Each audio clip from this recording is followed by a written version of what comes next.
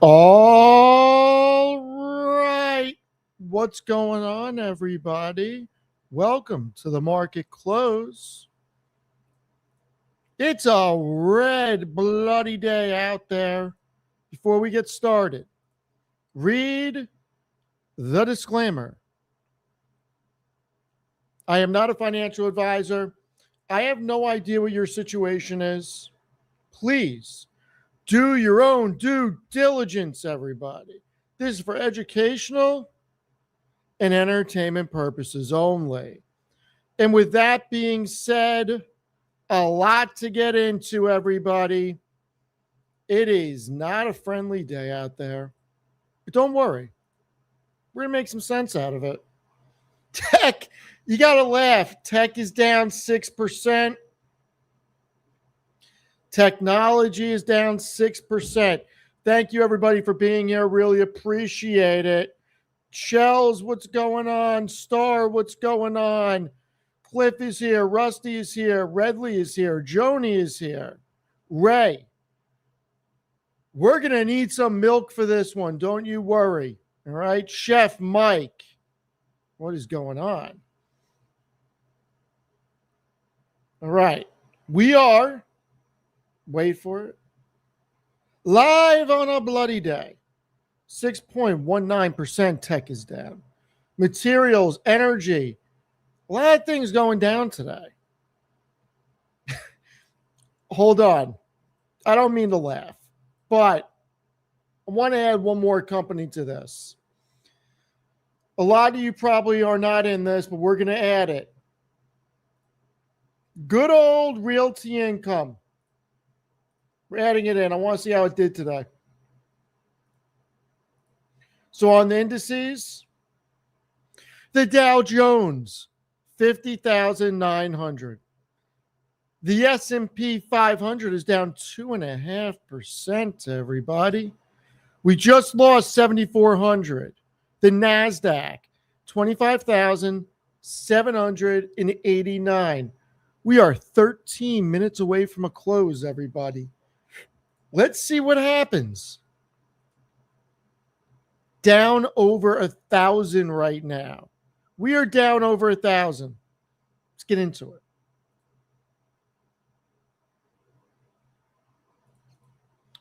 The only three things that are up today are safety plays.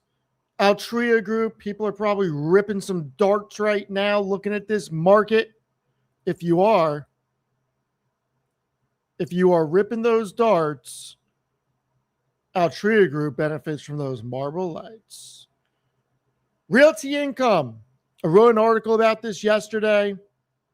I think hard assets are coming back. I think the market is going to favor companies that own hard assets with real cash flows. We'll see what happens. It's a flight to safety. Realty Income up $1.30. Verizon, 6.5% dividend yield, up 1.5% today. Everything is down from energy to tech. Chevron lost 190. Enbridge, 56.40. Energy Transfer, 19.42. Apple lost 310, 308.16. Exxon Mobil just lost 150. Salesforce not doing as bad as I would have thought they'd be doing today. I was texting with Captain Sleepy Time, Sergeant Sleepy Time. He's leaving in a few minutes. Salesforce could not hold 190 this week. Alphabet, 366. Next Decade, 851. Venture Global, 1289. Amazon did not hold 250. The SPY is down $18 today. Microsoft, 416. Snowflake, 237. Fortnite, 144. Zeta did not hold 23. Palantir, as AI Pecan is going on, could not hold 140. Service Meow, 112. Meta, We're going to talk a lot about Meta. We're going to talk a lot about this. 592, down 35, down 5.6%. NVIDIA, 5.7%. It's down 12. IBM, 284, lost 300. Tesla's under 400. Cisco, I call 122. Reddit's coming back. Whoa. Good thing I rolled my calls. Reddit's coming back. SoFi over 16 again. Broadcom 390. CoreWeave back over 100. Did we bottom for the day? Maybe. Rocket Lab 110. AMD 473.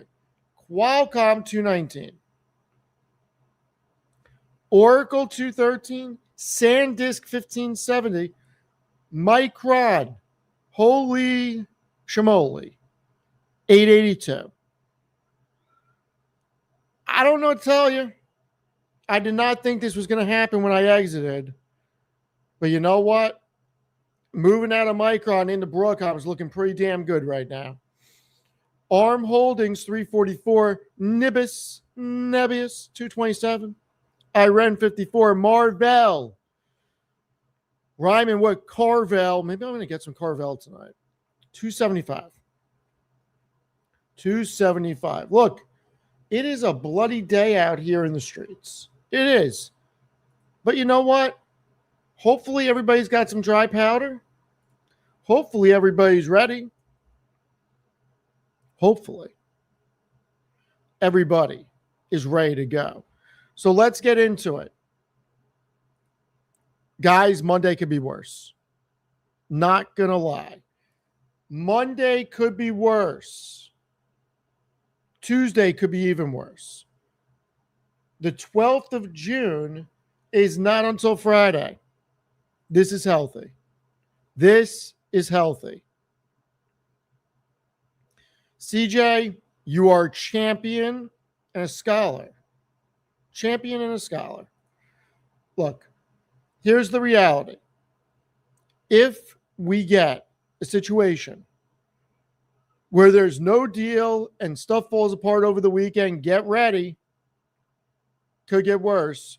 If Bitcoin keeps, where is Bitcoin today? Where did Bitcoin go? Are we under fit? Oh, we're trying to make a comeback to 61. All right. Don't worry, special guest is coming. The special guest comes when the special guest wants to come. That's what happens. Maybe over the weekend we get some news. Maybe it pops. I have no idea. But we got to prepare for it to get worse. We have to prepare for it to get worse. Stocks don't just go up. Markets don't just go up. We should not expect everything just to go up. Add Tanner to the live stream. I don't know how to do that. Sergeant Sleepy Time is doing his thing. I would like to know what Tanner bought today. I would like to know that. But look, in all seriousness, everybody, I know. I get it. Trust me, I get it. The market seems overdone. Technology's down over 6%. A lot of people are feeling it. I'm with you. I'm feeling it too. I am feeling it also. But you know what? Just because we're feeling it does not mean this is the end of the world. Okay? This is not the end of the world. Markets go down. We have retracements. There are companies being disrespected right now. And you know what? If we were looking for some shirts or we were looking for a new TV, we would love a 5% sale. Hell, we'd love a 10% sale. On Memorial Day, we get 20% sales. And you know what? On Black Friday, sometimes we get 30% sales. If you love the companies you were in, and if nothing has changed, why should we be worried? Tanner bought some CoreWeave. Ooh. Tanner bought some CoreWeave. All right. Star I salute you. It is not the same. Steve can go downstairs and get desserts. Well, yes, I can. I can walk downstairs at 3 a.m. and get desserts. You know, sometimes these happen. Sometimes these happen.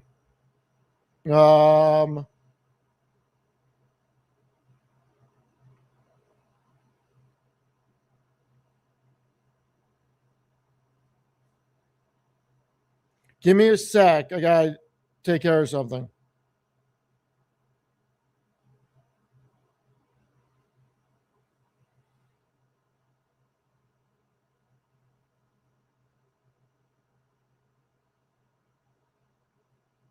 Hold on.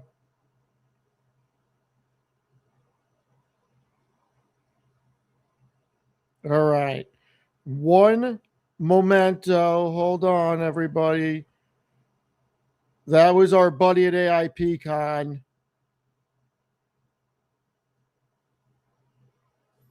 All right. Just because things are down does not mean that we should get all frantic. Look, if we're buying good companies with good cash flows that are growing, this is what you want. You want opportunities when the market goes down.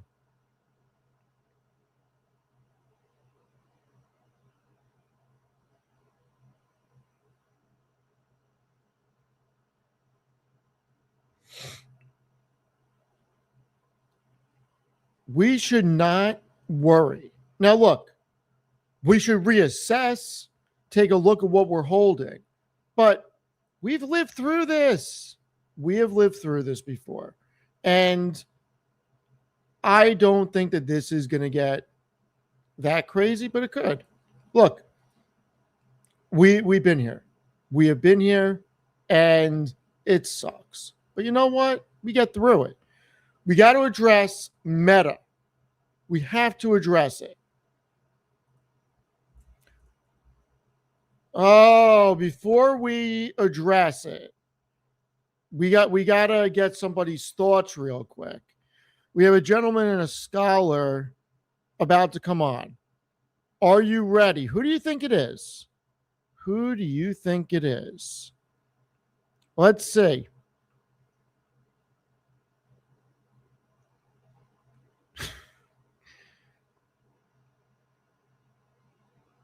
All right, we're getting some people. It is by popular demand. It is not Captain Sleepy Time. It is the one, the only. Wait for it. Matt Money.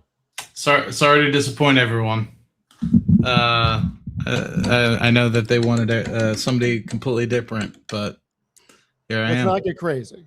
So, Matt, before I get into dilution and all this stuff, are you worried? Steve? Are you worried? Worried about what? Well, the tech is down 6%. Sounds good to me. I bought the SoFi loops that you refused to buy. I did the 2030s though. I didn't do the 3040s because I don't know. I like certainty. Oh, you think you're better than me? I don't think it, Steve. You know, this guy's got jokes, everybody. Oh, I don't think it. Okay. All right. All right. So, Matt, we're down a lot today. The NASDAQ is down over 1,000 points. We have negative 6% on tech. And look, a lot of people are annoyed. I have said that when you buy a stock, you are buying a position in a company that represents all the future cash flow they're going to produce and represents revenue and earnings. If we're buying quality companies, this should look like a sale. A deep sea or red should look like a fire sale. Should Micron be down 12.5% today? Well, nothing fundamentally changed. Now, my own personal opinion, people are raising capital. And I think it got overdone and algos picked it up. Stop losses picked it up. But I think people are raising capital into next week's IPO for SpaceX. What are you thinking with what's going on? I don't think it's that. Okay. What do you think? I think that job reports are good. I think that the market was hoping for 1 or 2 additional cuts this year. And I think that this just solidifies the good jobs report solidifies that that's likely not to happen, right? I mean, if jobs reports were bad, inflation were going their opposite direction, then, you know, I think that you could see a little bit of love in the market still. But I think you're seeing people recognize that potentially even rate hikes are on the table.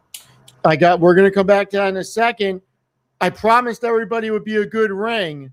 Matt, you may want to close your ears. We are closed for the day, closed for the week. The NASDAQ at 25,713, down 1,117 points. The market is closed. Was that better, everybody? Was that better? The cowbell. That was loud. That was loud. It's only 85 seconds late. Well, it's the market closes at 4 o'clock. I started ringing it at 4 o'clock. Market is closed, everybody. The market is closed. The S&P down 2.63%. The Dow Jones down 1.35%. The NASDAQ having an ugly day, down 4.16%, everybody. Matt, go on with your thoughts. That's pretty much it. I mean, I just think that the market's come to the realization that, one, you were 85 seconds late to ring that bell, and then two, you're trying to act like you're trying to gaslight everyone and make it seem like you aren't, and then you're trying to I feel like there's raises. There's raises. I mean, raises I started ringing it at 4 o'clock. I didn't want to interrupt you. I appreciate it. I was just joking with you. I'm not actually upset. I'm partly upset. It's okay. It's all right. So you don't think that we're getting cuts? You think the job reports was that good and it took the steam out of the market with potentially getting cuts? I don't. It's about perception, right? So I can't guarantee one way or another. But my prediction is that I think that it just introduces uncertainty about which way we're going to head. I'm not thinking that we're going to be raising. I don't think that we have enough data as of yet to raise. But I just think that with where we're at, cuts seem more likely to be off the table, which I think obviously puts a hamper on things. And that's likely why you're seeing these equity raises. And so, like myself included, right? I mean, I've been looking to refinance some debt that I was accumulating over the past 2-3 years with purchasing rental properties, and I can't do that now, because the rates aren't coming down. And so if it ends up being in the same way where the market's still running hot, well, you can't be cutting in a hot market. And I know we've talked about this in the past, but I did want to bring this into the room as well, because Graham Stephan actually did a really good video the other day, and I don't really always watch Graham's videos, but I mean, we do have going on $40 trillion worth of debt at this point, and paying 3.5-4% on that is no bueno, right? Like, you're looking at $1.5 trillion worth of just interest payments these days on an annual basis, just to keep that debt in the air. That's not even like adding physical physical payments and principal payments down and taking it off the book. So that's literally just to keep the debt at 40 trillion. And so his thought was, well, are you going to raise taxes to Kingdom Come, or is Warsh going to artificially lower interest rates to say 2%, where you're kind of in a middle ground, right? You're not lowering to zero interest rate policies, but he kind of referred to post World War II, which I think was actually pretty comparable to a time that we're at right now, where the debt to GDP was around 110%. And the thought around that was, we were just after World War II. We needed to get the debt down, etc. At the end of the day, I think they pegged it at 2.5%. And that could be the reason why, regardless of inflation, etc., we ended up having kind of the 60s and 70s inflation issues because of that. But who knows? This is a can that you kind of had to kick down the road. So I want to show you something. So I'm on the opposite side of this, and for a very specific reason. Take the debt from the U.S. government out. Total U.S. consumer debt 2025, 17.94 trillion. Now these were up. This was all updated April 2026. Average U.S. household debt 104,000 and change. Average credit card balance 6,500. Average credit card rate APR 21.59%. This is, and we all know this. This country is built on debt. I think that we're in a situation where, and I've been very clear about this, the only thing that is going to help is lower rates. And we may get a little bit hotter inflation because of lower rates out of the jump, but it will get sorted out.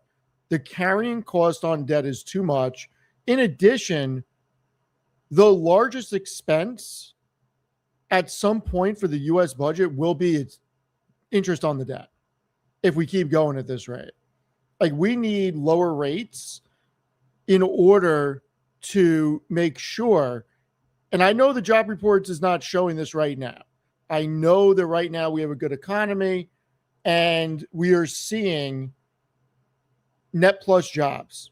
At some point that could change. And we have to make sure that companies can tap the debt markets at cost of capital that makes sense to make sure that we have a booming economy for new job entries. It's very important. I think that's because you're not seeing it come down as fast. I think that's why you're seeing the Googles of the world just issue debt, because what they're thinking is well, if we're being valued at a price to earnings of X and we can raise debt at X, why would we tap the market at 4.5%, 5%? It just doesn't make sense. So, well, you mean issuing shares, not raising debt. Sorry, that's what I meant. Yeah. I don't know if I switched it. Sorry, I have like 18 different people are like texting me about check in with Airbnb and God knows what. So sorry. Yeah, I mean, look, we have a situation where debt is a problem. We all know that. Debt is a problem. But I am still hopeful that we get 2 cuts this year. I don't know if we're going to get it. It doesn't look like we're going to get 2 cuts. But we may get a cut. I don't know that we have to get increases. I'm not ignoring the chat. I'm just moving things around on my screen. I will get back to that guy. I'm tired of his shit. I don't know who he is. I'm just gonna start banning people, Steve. Just gonna start banning people. Little Rock Soccer, thank you very much. We need the bell at 4 p.m. and we need it like we were at Mississippi State football game. It was the best ring of the week, though. Practice makes it better. You know what? I'll try to get better with the bell ring. I appreciate it. Thank you. So, look, I'm looking at this as a buying opportunity. I think that this is healthy and it can get worse. But you know what? If it gets worse, we're going to keep buying, at least on my end. Keep buying. Got to keep buying. And thank you so much, Cash. It's Friday. Can we have Real Mad Money karaoke? Teddy Swims Bad Dreams. I don't know if I know that one. I don't know that one. I mean, I'm cautiously optimistic that it was just what we were kind of seeing with the jobs market. I think you're onto something. I think it's the uncertainty whether or not we're still going to get 2 cuts. I think that's what everyone was kind of pricing in. But I mean, my portfolio is up, in the past half hour, about 1%. So maybe we're seeing a little bit of relief on this. Who knows? I'm cautiously optimistic that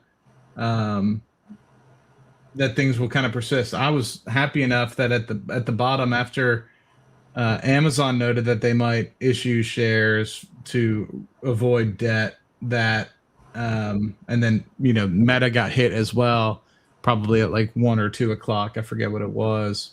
Well, Meta said that there was a report that Meta was going to issue shares. Whatever which one it was. I took the opportunity to thinking that there was going to be a V recovery to an extent. And so I bought, I think it was like the 585 or 587 and a half for Monday for Meta, and made a good like 30-40% on those. But I think that people need to recognize like this market is running extremely hot. We have been running hot, and I'm not saying that this pullback is like completely warranted. I think it's a posturing exercise, but on the grand scheme of things, with total S&P 500, total Qs, we're up massively for the year. And I still think that people like don't completely comprehend like the markets go up, the markets go down. Like it's so funny that when you're up 20-30% in a year and then you go down 5%, everyone loses their mind. Comparable to Michael Saylor selling 0.004%, and Steve thinks that Bitcoin's going to zero. I mean, it's just it's all very interesting. Well, year to date, the Qs are up 15%. This dip means not much. It's a one-day dip. We get these dips. We've gotten similar dips before this year on a year to date. And let's look back a year. You get dips. 5 years, you get dips. I mean, this is what happens. These are buying opportunities. These are not run and hide. These are buying opportunities. The question is, in what? Now, you can take your pick of great quality companies, but buying the S&P consistently, you're going to catch everything. And I do believe the market can go lower. And you know what? If it goes lower, so what? You don't recognize a gain or a loss until you sell. And if you're buying assets to sell tomorrow or next week, nobody can predict that. You got to go with what happens. But if you're buying assets for the long term, looking at your account every 5 minutes is not healthy. Looking at the market every 10 minutes is not healthy. And getting stressed out when you see a lower number on the screen, if nothing fundamentally changed, is not healthy. Look, we didn't even go into a bear market getting into a war with Iran and seeing oil go past 100. Okay, we didn't go into a bear market then. Do we think that we're going to go into a bear market now? I mean, it's more likely that we get a deal with Iran than the alternative at this point. The question is, when does that happen? So, I don't know. I'm personally not worried at all. I think that this is a good opportunity, and it can definitely get worse. But you know what? If we're looking 6 to 12 months out, it can certainly get better. Yeah, Tanner brought up something great in his stream earlier, and it was around specifically Google Cloud revenue and how it is accelerated close to, I think, like 30 odd percent over 60% year over year. And the comparable quarter was around 12 billion. Now it's around 20 billion, and probably going to continue to grow at that rate. And also margins have never been better than what we're seeing right now from Google Cloud.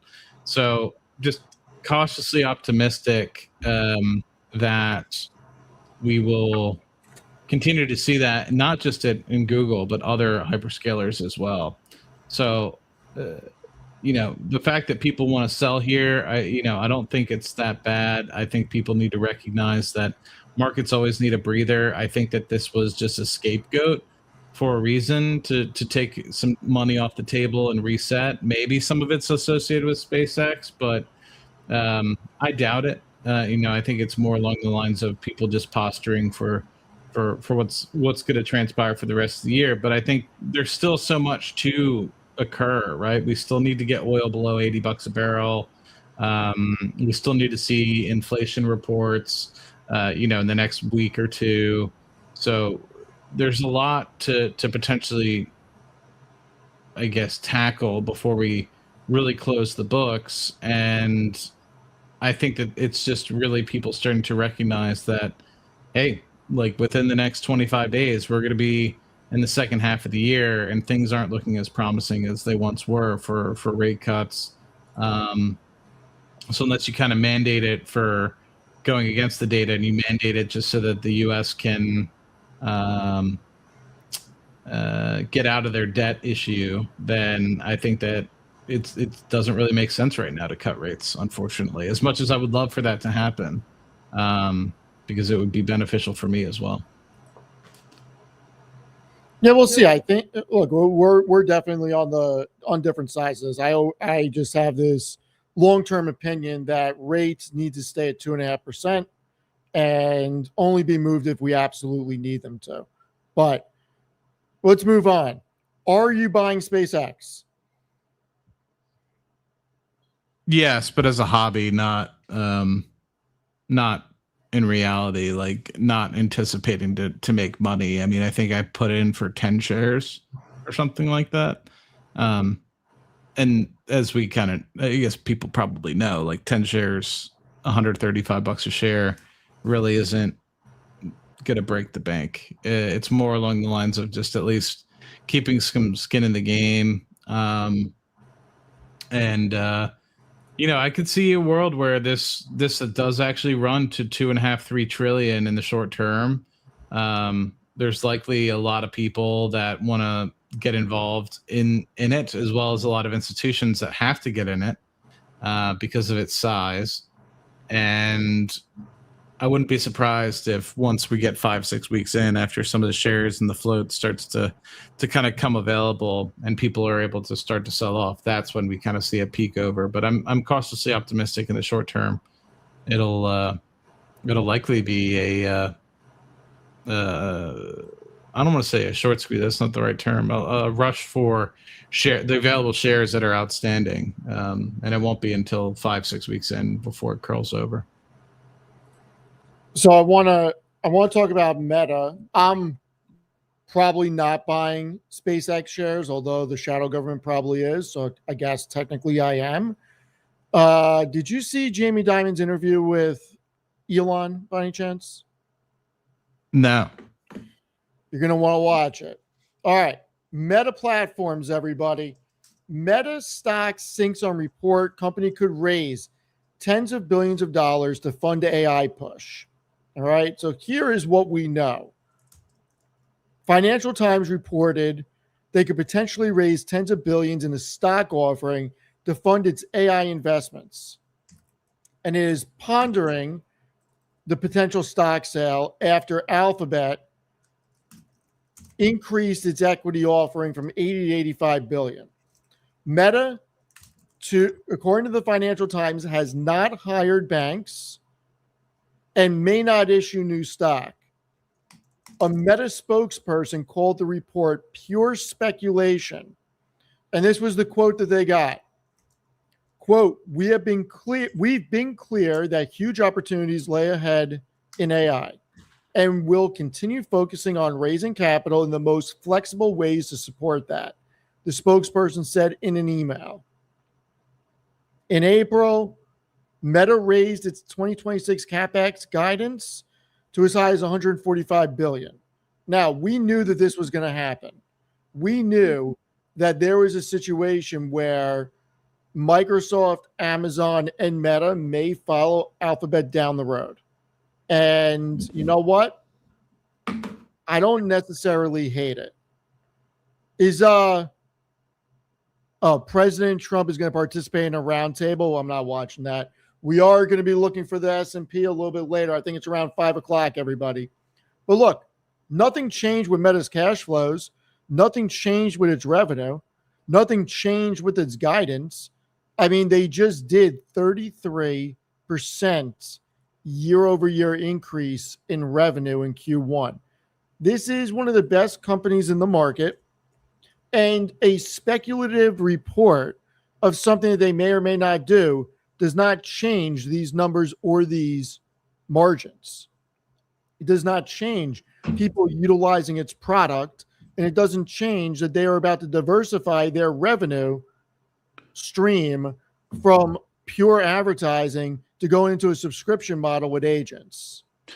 What was the increase in net income for Meta over the operating income? What is it, like mark to market, or was it like a tax rebate, or could have been something with I'm off the top of my head, I don't know. It could have been something with tax related. I'm not 100% sure. Okay. But when you look at this, I'm not seeing something I'm worried about by any means. This is a company that is one of the biggest cash generators in the market. And look, I would rather, oh, look at that. Ray misses you. That makes somebody, you know, in the Houston metro area. I think you should go hang out with Michelle and Ray. If I lived as close as you, I would. I tried the other week, and they broke my heart. What do you mean? I don't know, but I can't tonight, unfortunately. All right. I have other obligations. Probably will. Oh, other obligations. Steven, don't do this. I'm just saying. What we got going on? I gotta go drive around. It just got a little better looking up in here. Speaking of good looks, that's what I'm gonna go do. I'm gonna go think about Irwin the whole time. There you go. You go. But no, in all seriousness, everybody, this is when we have to really call a spade and say, okay, I know this sucks, but what businesses do we own? I know for me, the biggest positions I have, nothing changed from yesterday. The market can be irrational. We all know that. And I think it's really important for people not to get stressed out unless you're being speculative. Look, I don't tell you guys what you should do or what you shouldn't do. I will get to this in a moment. Thank you so much. Really appreciate it. Let me finish this thought and I will get to this because it's going to tie into the second part you said. You guys think this is a liquidity event, liquidating crazy margin people have been on? Look, I do think that there's people on margin. And it was part of what I was going to say is that if you're not buying on margin and you're not paying interest on a loan to purchase stock, what does it matter? Now, I do think that there is a world where several things happened. People started raising capital for SpaceX because liquidity has to come from somewhere. There's over $8 trillion on the sidelines in money market accounts. And guess what? If that didn't come in for one of the biggest bull markets we've seen, that's not coming in for SpaceX. Selling off can get over exaggerated because of algos, high frequency trading, and stop losses being hit on traders. That can also cause margins and position calls. When that happens, things go down further. We could be seeing that today. And guess what? We could see it again on Monday. We could see it again on Tuesday. We don't know. But that is very possible. And it's happened before to us. So I sleep just fine. I sleep like a baby, knowing that I own great companies, huge assets, huge cash flows. I mean, did anything change with Realty Income, with their portfolio of assets, or a 98.9% occupancy ratio, or paying a dividend that's over 5%? No, not at all. I bought more BM&R today. Did you? Yeah, I'm not a shook baby like everyone else in the chat who's probably like, I need to sell it. Or Tevis sold because he's shook baby. Did he exit the whole position? I don't know if he exited the whole position, but he exited some of it for sure. Gotcha. Well, I'm still in it. I have not exited. I am not looking to exit. If anything, I'll buy more. If anything, I'll buy more. But that's not what I want to buy right now. Tevis trim 40%. Okay. 40%. It is what it is. Shook baby. look, a lot of people are probably freaking out over Bitcoin too. It is what it is. Yeah, I think it's a good opportunity. I mean, I'm investing in crypto in a different way. I can't disclose that right now, but in a couple months maybe we can. And that was always the plan for me. I think if anybody goes back and listens to my streams, my thought process was always to wait for crypto winter, and dive deeper and pick up more. And so I'm doing so in a way, shape, or form. So I don't know if it means I'm gonna expand massively on, say, Bitcoin or Ethereum per se, but in the total infrastructure piece, likely. I'm not a Bitcoin guy. I'm just not. But it's going to zero, Steve. I don't think it's going to zero. But it is what it is. I think that there's opportunities. And when we look at where things are right now, have a shopping list. I have a shopping list. Same way you make when you go to the grocery store. I got a shopping list of stocks I want to buy. Now, full disclosure, I am still in Reddit. Full disclosure, I rolled my calls. I had 167.50s for this week. I'd rolled them out to the end of next week at 172.50. I am now doing pretty well on it. We are up. And to come full circle, Chris, I think this is a liquidity event because I don't think anything's really changed. That's just my own personal opinion. Matt, what do you think?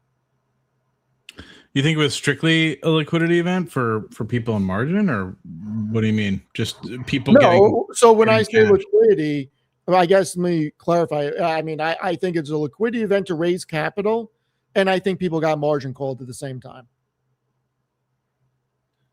There have been a lot of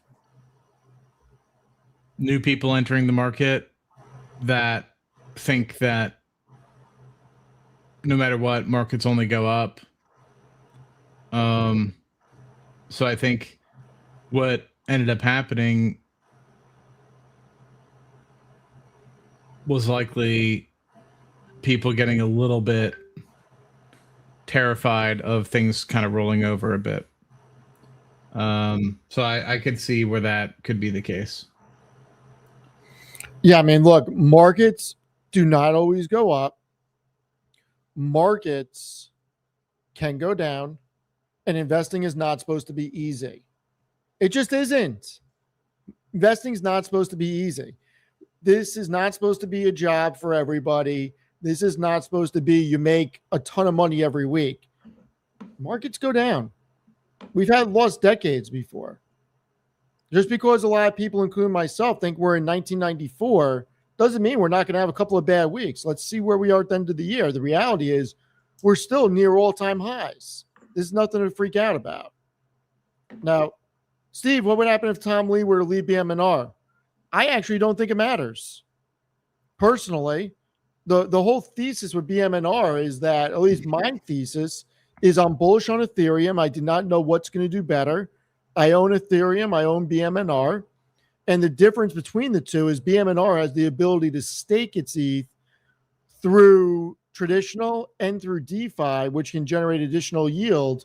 They can then take that capital and make investments just like they did into Beast Enterprises, which could become a huge company.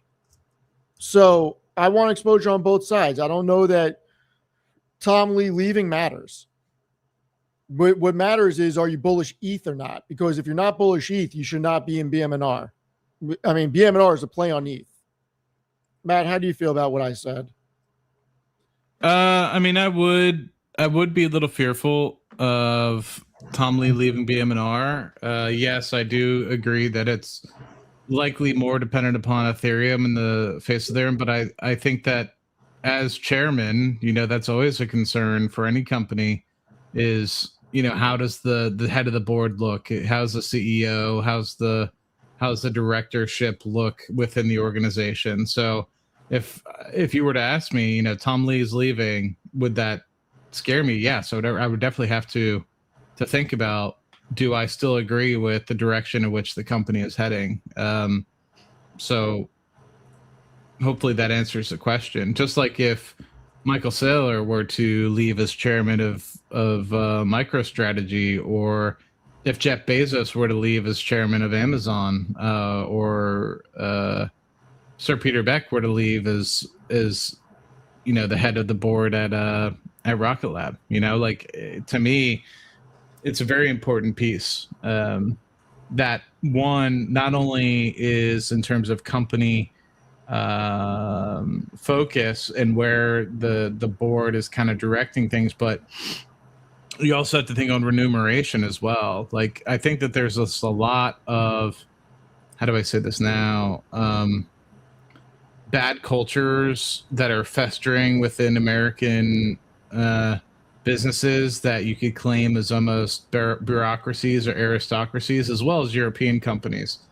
And that's where you start to have these classes of management that are just there to be able to ride business class, fly business class, get limousines, chauffeurs, and fly around the world feeling and looking important without actually doing anything, because they're resting on the shoulders of giants that came before them, being the founders or things like that. So that's something to definitely look after, right? And understand as that transition comes, right? It's one of the fears that I have for Palantir.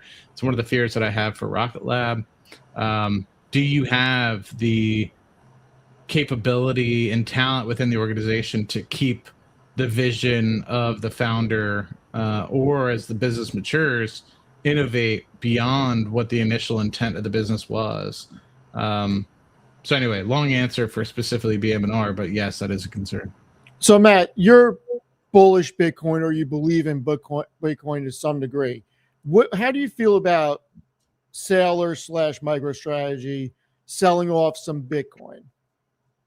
I mean, they have a lot of, they've been consistently buying, right? This is the first time that they've ever trimmed any of it since 2022, but their obligations and their capital needs are much greater than they were in 2022. They floated several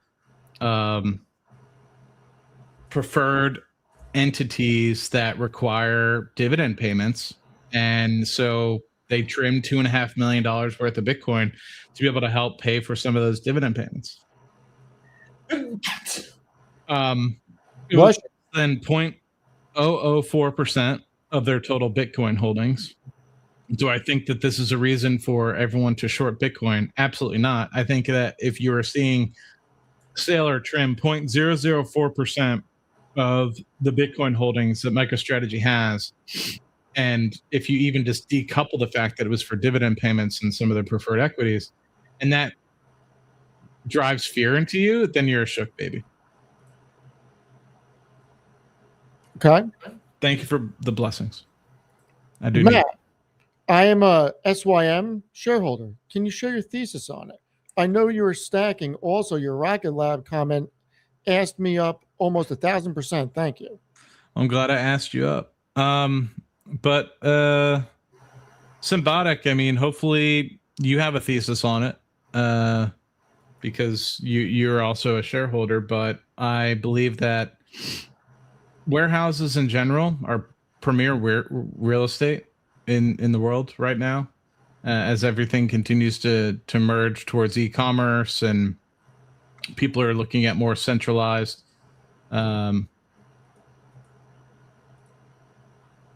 warehousing, etc., rather than specifically storefronts. Brick and mortar is kind of where margins go to die, and so having a centralized warehouse and being able to ship direct to consumer is kind of the pathway right now. But even still, if you think about how inefficient warehouses are with people, as well as having the forklifts are great, right? They're very useful, but you need a lot of space in order to operate them. If you have fully optimized robotics that can take away a lot of that, then you can have way more room for actual product, and you can stack the products higher because hopefully you have it set up so that you can have it all done that way. So I think the Symbotic use cases see anywhere between a 30 to 40% increase in total amount of product being stored in a single warehouse. So that obviously leads to a lot of benefits associated with utilizing their technology. So what the thesis is for me is it's a couple fold, right? They have a joint venture with SoftBank. Generally, SoftBank knows how to make money. Generally, not all the time. In the case of like WeWork, but most of the time, SoftBank knows what they're doing. So they have a joint venture there. They also will basically set up these warehouses for a fee, and then they make a margin on that. And then secondly, after that, the fact that they have consistent updates and high margin kind of warehouse as a service at this point, reoccurring revenue streams that's likely high margin. So to me, it's about getting the infrastructure built out. And I think that a lot of people invest in Amazon because of that. Well, why wouldn't you invest in a separate company that isn't Amazon that does that for other companies? So Walmart's been their biggest customer in this respect. So that's a positive and negative if you look at it. And the reason it's a positive is because they're the largest one of the largest commerce in the United States. And if you kind of remove AWS, they're still the largest commerce in the United States, including AWS. Amazon obviously is the largest in terms of revenue. But then you think, so if they're able to expand and take over all the warehouses for say Walmart, it's a huge opportunity set. Two, if they lose Walmart, that's obviously a very large negative. So Walmart can be a double-edged sword there, but so far it seems like it's going in the right direction. Then you have Medline, which is one of the largest medical distributors in terms of medical equipment worldwide, at least in the United States, and they have been getting into that market as well. So it seems to be that they are achieving some pretty good gains with both. So if a lot of people were bullish on what Amazon's doing with robotics, why wouldn't they be bullish on the same thing, but a separate company that's not at all related to Amazon? So that's kind of my thought process with that. Warehouses aren't going away. E-commerce isn't going away. So if you have a company that can, as a service, get your warehouses in shape, that's something I would want to be involved in. Yeah, I'm not in it. I don't have many thoughts on it. I'm playing the robotics through Amazon. That is my play on robotics. Let's see where we are. Matt, are you good with Polymarket? What does that mean? Can you find what stocks are on the table for getting in to the S&P today? Oh, no, I'm not good with Polymarket in that respect. I was trying to find it. I couldn't. Here we go. Extended hours, everybody. Extended hours. Looks like we're settling at least a little bit in energy.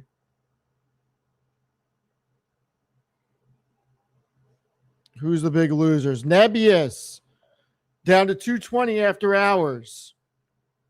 Marvell 258, Rocket Lab 108, Zeta under 22, Reddit 170, Cloudflare 246, IBM 280, CoreWeave under 100,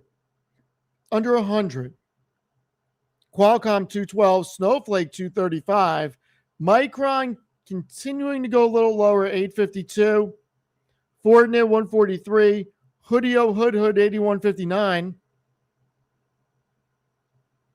Palantir 134, Adobe 249, SoFi 1592, Service Meow 111.72, Meta 589, Oracle 212, Microsoft 414, AMD 464. Look, AMD's down like $70 or so. It's okay. It's up a ton this year. It's up a ton. It's up a ton. I don't think that you guys got to worry. I think it's going to be all right. I don't think that we need to really get crazy about this. I think it'll be all right. Let's see. Give me one sec. Oh, here we go. Let's see what they're saying about SpaceX. I may buy it, Matt. I'm just kidding. Being banned from participating in future IPOs. Now, for SoFi and Robinhood, it's 30 days. So it's not necessarily a restriction, but a penalty. You can still sell if you want, but you could potentially be blocked from accessing other IPOs in the offwings like Anthropic and OpenAI as the market waits for those. Question is, does this policy actually help instill more stability in SpaceX trading after it goes public next Friday, or does it put some smaller everyday investors at a disadvantage? Fidelity also reducing the minimum amount of money required in an account to participate in the SpaceX deal from $100,000 to $2,000. So that IPO eligibility at the same time is going down. It shows how these firms, they obviously have two sides of this trade to please, right? You do want to attract or serve your customers by saying, let's make it easier for you to get a piece of an IPO. It's a rare opportunity. On the other hand, the underwriters, they want to place it in relatively secure hands. This is always the case, by the way. Sure. Underwriters, they'll go to institutional investors too, and they want to get them to commit to not flip the stock. The thing is, whoever doesn't get an allocation in the retail brokerages, maybe they want to buy it. They need to buy it from somebody, right? You actually have to have some people flipping it. Right. That makes sense. For every buy order, there needs to be a sell order. I think it may perhaps also suggest that for any investor, depending on your allocation or how much exposure you want to have to this one specific name, there needs to be an investment strategy you develop for not just the first day, but for the course of the month or two. We've been studying the performance of other high-profile IPOs over the last 10 years. Those that see that big one-day pop, on average, they tend to underperform 3 to 6 months later. Of course, there are exceptions. No, that's a really good point. And I guess what it does is for a client of one of these firms, if you want to buy it, make sure you want to own it for a month. I mean, that doesn't seem like a very high hurdle if you're buying a stock, but interesting how it's going to play out. Yeah, Seema, thank you. All right, ahead, Bitcoin hitting the lowest level since October 2024 today, trading below $60,000 as a number of factors collide to weigh on the industry. We'll dig into the move next. Plus, big moves lower for some of this year's biggest gainers. The memory stocks falling more than 8%. The semi ETF posting its. I mean, I gotta tell you, I think Bitcoin coming back over 61,000 is important. If there was going to be a huge sell-off, I think it would have went significantly under 60 when it broke. What do you think? I think everyone's being shook babies. I mean, look, I'm not. My thesis hasn't really changed much. I think that I thought it could dip below 60, but it wouldn't be a long time. I think the range is 65 to 80, and you'll have some spurts above it or below it. But I don't know. I'm cautiously optimistic on that, and I'm not reverting at the moment. I haven't seen anything that would make me feel uncomfortable with my previous predictions. Okay. I don't hate that. Steve is a shook baby. You know what? Sometimes I get a little scared. Sometimes. You end up buying those SoFi leaps there, Steven? No, I'm waiting until Monday. I want to see if we get a continuation in the sell-off. Oh yeah, but that is a pretty good V. So I see what you're saying. So yeah, over the past 2 or 3 hours. Yeah, look, it looks like Bitcoin is bottoming. Looks like it's ticking up a bit. Look, I think that it's gonna. Let's run. What poll would you like run? I'm happy to run a poll for everybody. What would you like the poll to be? Let me know. If Bitcoin Steve did sell his Micron. I still have my leaps, unfortunately. Yes, I exited Micron. I went into Broadcom. Micron for Broadcom. Luckily for my, I don't hate that either. By the way, I like Broadcom a lot, and I was pretty disappointed that they came down so much. But So yeah, I don't think that that's a bad move. But yeah, I mean my Micron, at least my leaps were somewhat shielded because they were, what did I do? I forget what exactly contracts I bought. I think they were for July, but I sold either next week or 2 weeks out, short calls. So with that, fingers crossed that I'm able to at least claw back some of it. And I feel like next week, I don't see anything that's going to cause this to persist into next week, personally. But I wasn't expecting a 5% overall down day today. So, I mean, it's hard to expect a 5% down day any day. Like, nobody wakes up and thinks it's going to be down 5% unless something happened. Nothing happened. Nothing happened. I mean, you got a good job report. I don't think that that's the end all be all with where they're going. Now, people are really freaking out because Coinbase is at 152 and MicroStrategy is at 120. I mean, let's see. Hold on. Have to have some theory of the case as to what's going on to decide if the selling has worked its way through. So what do you think are the key factors causing the weakness?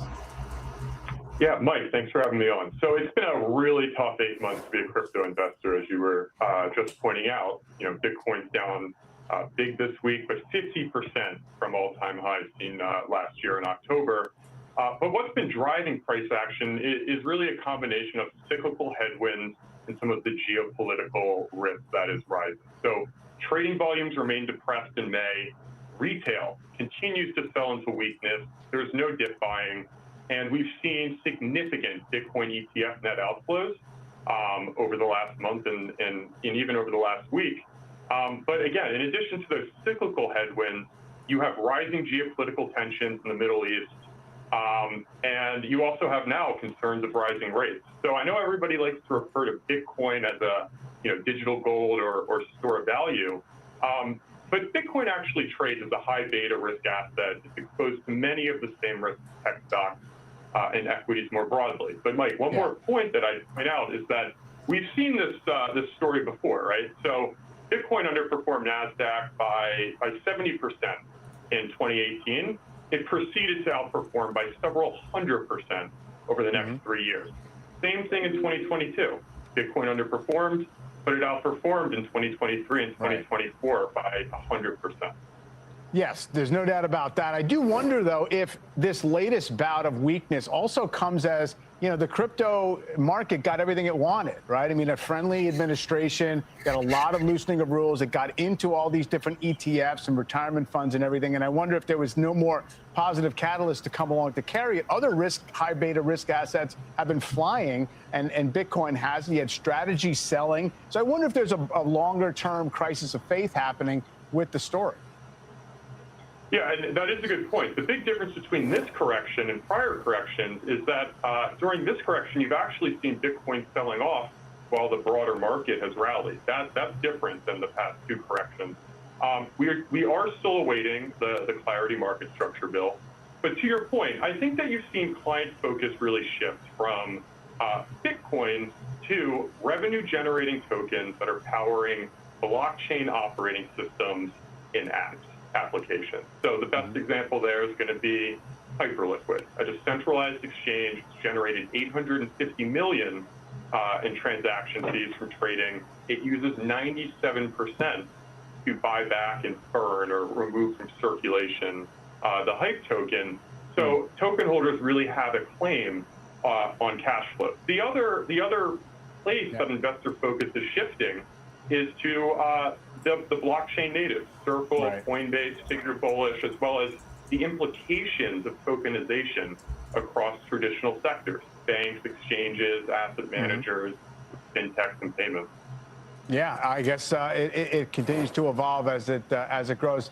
Andrew, going to have to leave it there, but really appreciate you coming on today and breaking it down for us. Andrew Moss. Yeah, I don't think Bitcoin's in trouble. I think it's going to be fine. I think sellers selling 32 Bitcoin is not that big of a deal. Definitely perception. It sucks a little bit, but ultimately, I think the Bitcoin community is too strong. Matt, Apple, WWDC, the Worldwide Developer Conference kicks off next week. Is Apple the smartest kids in the room when it comes to big tech with not spending and just licensing out to Gemini? Because they are expecting big Siri announcements. Have you thought about this at all with Apple and what it means? Well, I'm glad to hear that they're improving Siri, because it's always been a thorn in my side personally that I can rely on and have conversations with Grok or Gemini and get a lot more out of it than having conversations with Siri. So the thought process that I'm kind of looking at with respect to Apple, they'll get some tailwinds associated with these other folks being able to create, right? Whether it's people creating new applications through vibe coding, and that eventually flows through their mobile apps, the App Store, and they get the 30% revenue cut from that, or if it's people continue to use. So the ecosystem with Apple continues to be one of the main key things that keeps it afloat. But I don't know. I think that they need to truly participate in this. Otherwise, I think eventually they're going to be left behind. Yes, I think they've seen an improvement in services revenue, which has led to a decent actual growth in bottom line, which has, I guess a year ago wasn't even the case. They were actually starting to lose net income year over year, it looked like, and you can correct me if I'm wrong, your numbers are better than mine, but now they're actually starting to see some net income growth. It wasn't just through EPS, right? Which 12 months ago, I think was a completely different case. The only reason why they were increasing EPS was because of the massive amounts of buybacks that they were doing. So, I mean, it's not, how do I say this? Like, smartest guys in the room? No. I think what they're trying to do, which I think is an Apple strength, is they're really trying to understand what path goes forward before they make a lot of their moves. They're generally very fast followers, and when they do put their mind to something, they do it extremely well. So maybe they are the smartest in the room because they have the cash on hand to be able to potentially make a big movement in a space. Or maybe, to be honest, maybe they do what Google just did with SpaceX. And if they need additional growth or usage with Siri or something like that, then they can just license it out through one of the neo clouds, just like Google just did with XAI. I assume it's through XAI, but I guess technically it's called SpaceX. But that massive deal that they just went through to get very quick chips in the usage of those. So I don't know. I don't know what other products are going to come out with. But I think that regardless, they're going to be a beneficiary. That's all I got to say, I guess, about that. Yeah, when it comes to Apple, I think that they may be doing a very smart thing. Look, they didn't have a need to spend on CapEx. They do not have an AWS. They do not have an Azure. They do not have a Google Cloud. Now, Siri is a different story. But with the amount that everybody is deploying into CapEx, was it beneficial for Apple to deploy that level of capital or wait until others build out their models to improve Siri? Now, because they're not running an enterprise-grade business off of their data centers, I think that they did the right move. Focus on buybacks, increase shareholder value, let everybody else spend to figure it out, and then they can license Gemini and embed it into their products and make Siri better. On that aspect, I think that they were very smart. I think they did the right thing. I don't think that they had the reason to. I mean, let's be serious. All that they do, the biggest thing that they do is storage with cloud. They're not running in AWS. So deploying 50 to 100 billion a year probably didn't make sense, because should they even get into that game? I don't think that they should. They're too far behind. Now, if they wanted to, they probably could get in that game. Household name, people are going to trust Apple, but they don't have a segue of products. I think they're too far behind, so it's probably smart. I'm bullish on what comes out, and I think Siri can be significantly better off of the Gemini model. Let Google figure it out and make a deal with them. I just think the capital for them is better off in shareholder pockets through buybacks.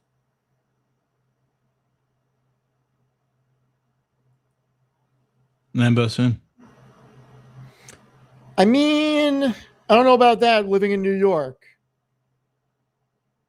I don't think a Lambo soon living in New York is the way to go. Steve, when's the next basis points coming out? You know, I'm not sure. That's up to Amit. Because I'm about to go to the gym and I need it. All right. Well, I'll put a request in for you. So, like, right now? Or We'll figure it out. because last week it was at 5 p.m. and We'll that wasn't a hit. I'm genuinely, because like it really helps when I'm at the gym and I can listen. So Amit is doing Amit things out with the Palantirians, okay? Doing Amit things with the Palantirians. So Steve's being shook. He didn't buy any SoFi spreads. I did. Let me think. I did buy back some of my Rocket Lab covered calls. So I'm waiting for it to potentially go to the opposite direction. I think I was up like a good majority on some of those in terms of percentage. So some of them I'm still underwater for sure in terms of like, obviously I had to buy back at a loss. But my thought process is in the short term, could Rocket Lab go to 100? Probably, but I don't think it's going to go much further down, especially with the momentum that's going on with SpaceX at the moment. So if this was, the beginning of July or August or something like that, I think it might be a different story. But I think with the momentum in space still kind of being there, it just doesn't make sense for me to want to pull the gas off. But what else was I going to say? Yeah, I mean, I don't think this is going to be an elongated thing. I think the market is still very healthy. Surprised that Broadcom reacted the way it did this week. If I had more dry powder, I would add a lot more. Let me think. What else is there, Steve? Moved more money to Robinhood. Hopefully that goes through this time.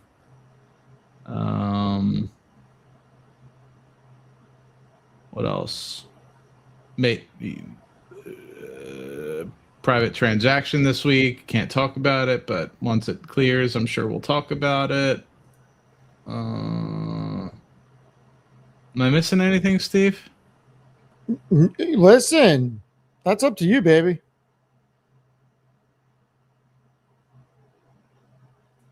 It's up to you. Oh, yeah, I am missing something. But yeah, that is up to me. Big Steve, you man. Trying to think. I'm not sure if I'm going to hang around for the rebalancing. That generally,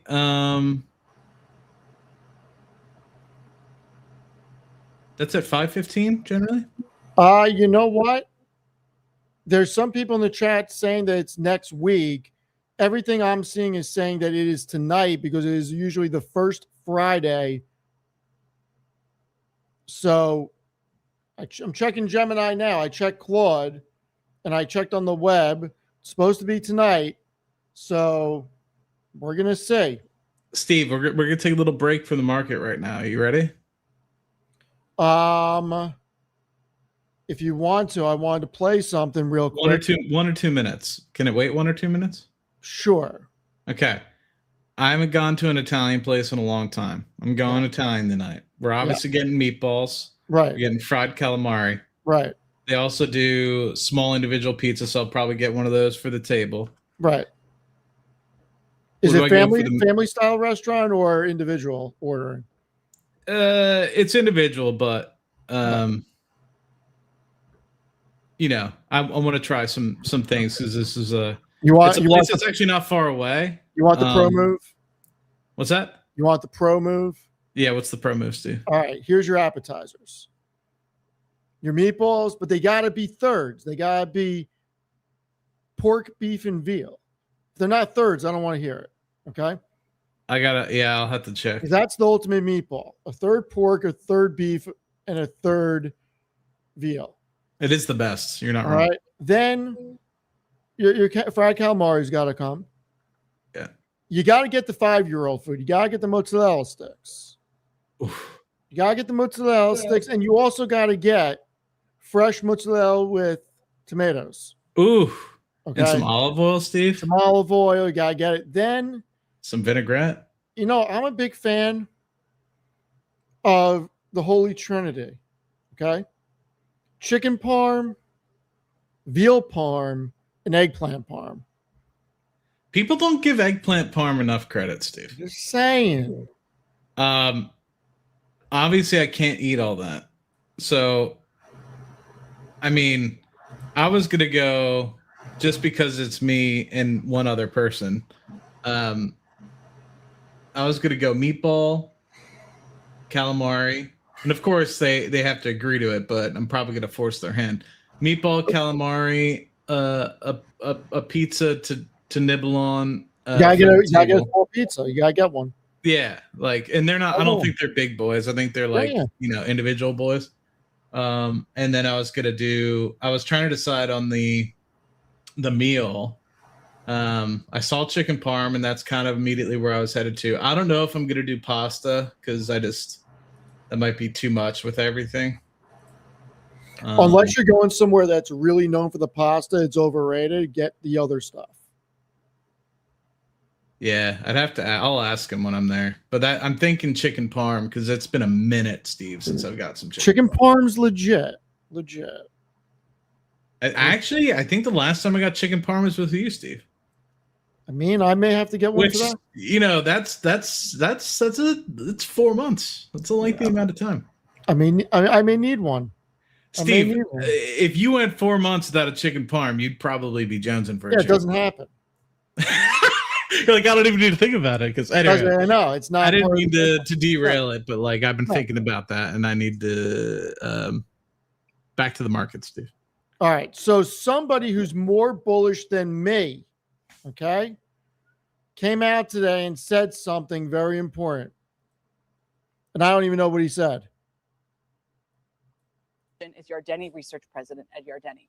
Can I set this up a little bit? Sure, absolutely. I know viewers just want to hear from you, but you guys had a note back in the fall that really captured my attention, and it was about the Mag 7 turning on each other. Right. And I can't help but think, as this plays out, that is still kind of the case. But I'm curious for your thoughts. I think that's part of it. There's a lot of moving parts here in this story, obviously. I think there's a lot of trepidation about where AI is going and how much we're spending on it. But look, I think the issue here is we're back to the old economy issue about what the Fed's going to do. That's really what's hitting the market. And I gave people some warning. Actually, a couple of days ago, I wrote June swoon. I thought that with the Fed likely to raise rates in July, which is still a contrary view, apparently, that would lead to some sort of pullback in the market. Yeah. And I think it's a healthy development. I would not want to have seen this market just keep going straight up. Because you've said your year-end price target, if I'm not mistaken, is still where it is, 8,000. 8,250. 8,250. But you said for the next little while, things are they were looking too frothy for you. They were too frothy. I mean, look, everybody thought that this market going up was FOMO. But FOMO would have been really more a valuation multiple going up. I call it FEMO, a fabulous earnings momentum. And so I don't really have a problem with an earnings-led melt-up, but it was getting a little bit rich. And if it just kept going up on valuation, I think we would have a real problem. This is not, in my opinion, 1999, 2000 all over again.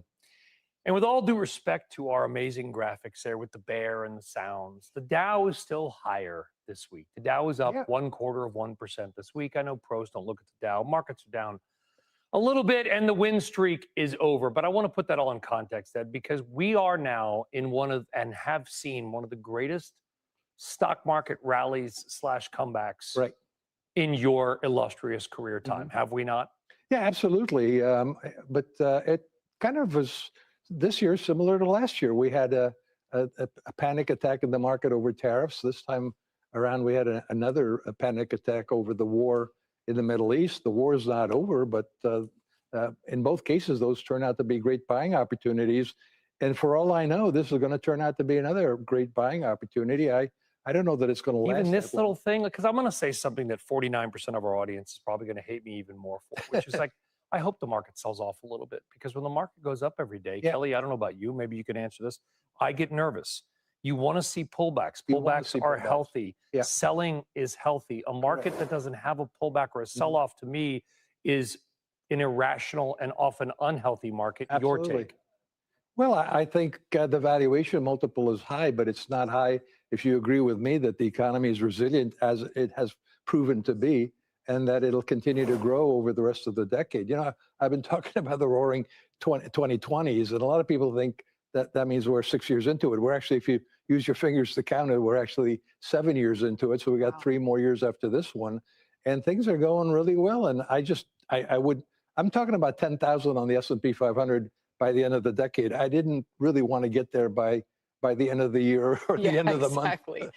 Some people are already talking about 9,000 by the end of this year, and I'm going to leave it at 8,000 and change. So what do you make of this term, this earnings bubble term that's going around, which the problem with it is it again suggests it's either due to special factors or unsustainable. Whereas what we're seeing now, does it give you, and this kind of maybe more relevant with things like the memory stocks, like the chip stocks, is this going to be an earnings bubble that we look back on, or are we building the foundation for I think growth? AI is the real deal.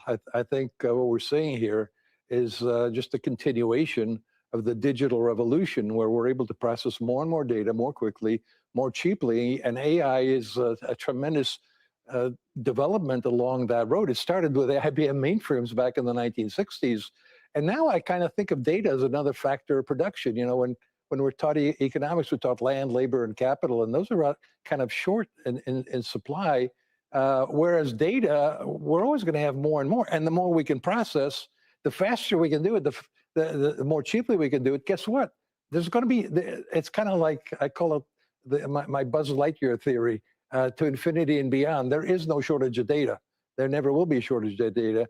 And the reason these companies, and they're well-managed companies, are spending so much on data centers is because they wish they already had them today, because the demand is definitely there.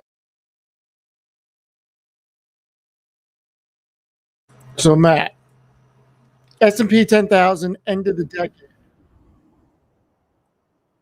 How do you feel about that? Because that's only 35.5% away from where we are today.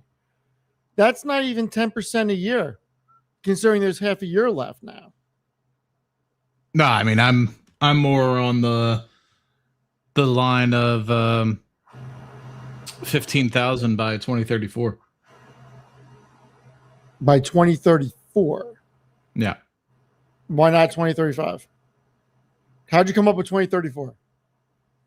2035 is for shook babies. Oh, okay. All right. So I said it, Steve. 35.5% over the next 3 years, or 3.5 years. I got to tell you, I'm in their camp. Sell-offs are happy. You don't want it. He said 10,000 by the end of the decade. Did he not? He might have. Nobody can wait that long. What are you guys doing? You don't want 10,000 tomorrow. This is why people are poor, Steve. Sorry to be that upfront. you're just going to see a huge sell-off. You want to go up gradually, step up. You do not want it overnight. Craziness. Kalshi looking for group 10K by 2030. Oh, 2034. Okay. I mean, this is the thing. Like, people want it to go up so much, so abruptly, that they're not fully comprehending. Like, the reason why I've been successful, and sorry to go on a little bit of a soapbox here. No, do it. But the reason why I've been so successful is because I've been investing for 150 plus months straight. Not because I invested one time and I put $1,000 in and it magically turned into millions of dollars. Like, that's not it. Like, you need to recognize that you need to operate and invest in your portfolio like a business would invest on a monthly or annual basis into their own company, right? Like, you need to act like you're a damn business. And so I'm tired of seeing these people like hoping that it goes up 100% overnight. It's just like, I'm not done buying. I'm not done buying Amazon. I'm not done buying, all these companies. Like, I'm actually pissed that some of these companies are running, because I know, and that's why I try to buy as much as I can when I can. And sometimes I don't care about the price, because I'm like, what's the difference between 245 and 250? Like Steve example earlier, sorry to put you, and hit you here, Steve. But you're like, it's not $1 for my spread, so I'm not going to buy it. I'm like, well, the market doesn't give a shit if you buy it at $1 or $1.05. If you honestly 100%. think the stock is going to go to $30 a share, just buy it sometimes, and I see so many people try to, and then they end up missing out. So, I mean, I hate to use that as an example because I don't want to, be rude on your own show, but no, it's a good example. But a different example, you already have a lot, so it's easy for you to be a little bit more picky. But I see some people that are like, they don't have any, and they try to be super picky about entry prices and this and that. It's just like, dude, if you really think it's going to $100 a share, just buy the damn stock. So, yeah, I mean, and I said that I am being very cheap right now. Right, there's no question about it. I'm being very cheap with it.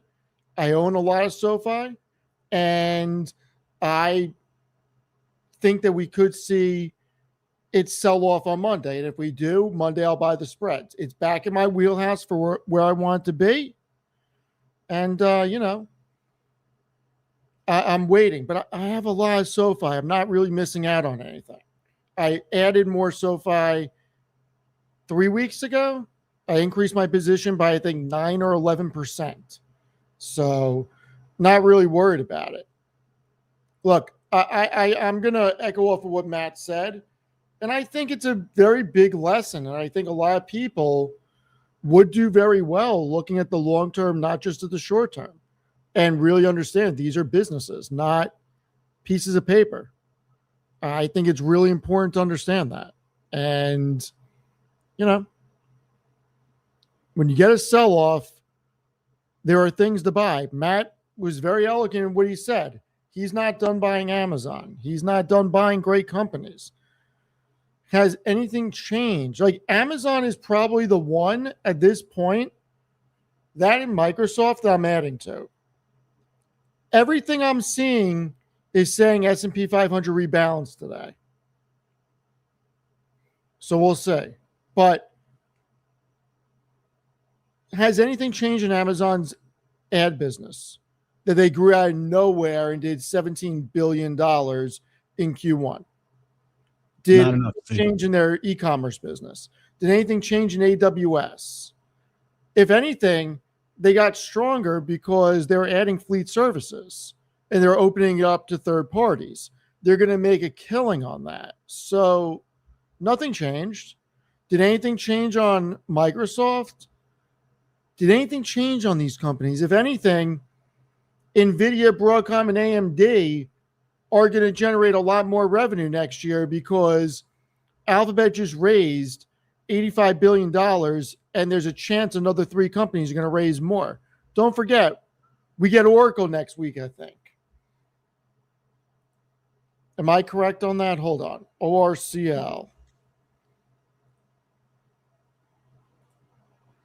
We get Oracle on the 10th. Wednesday the 10th. We get Oracle. We're going to find out how much they spent. We're going to find out how much capital they're throwing into this and what we're doing. So, all right, let me take a look.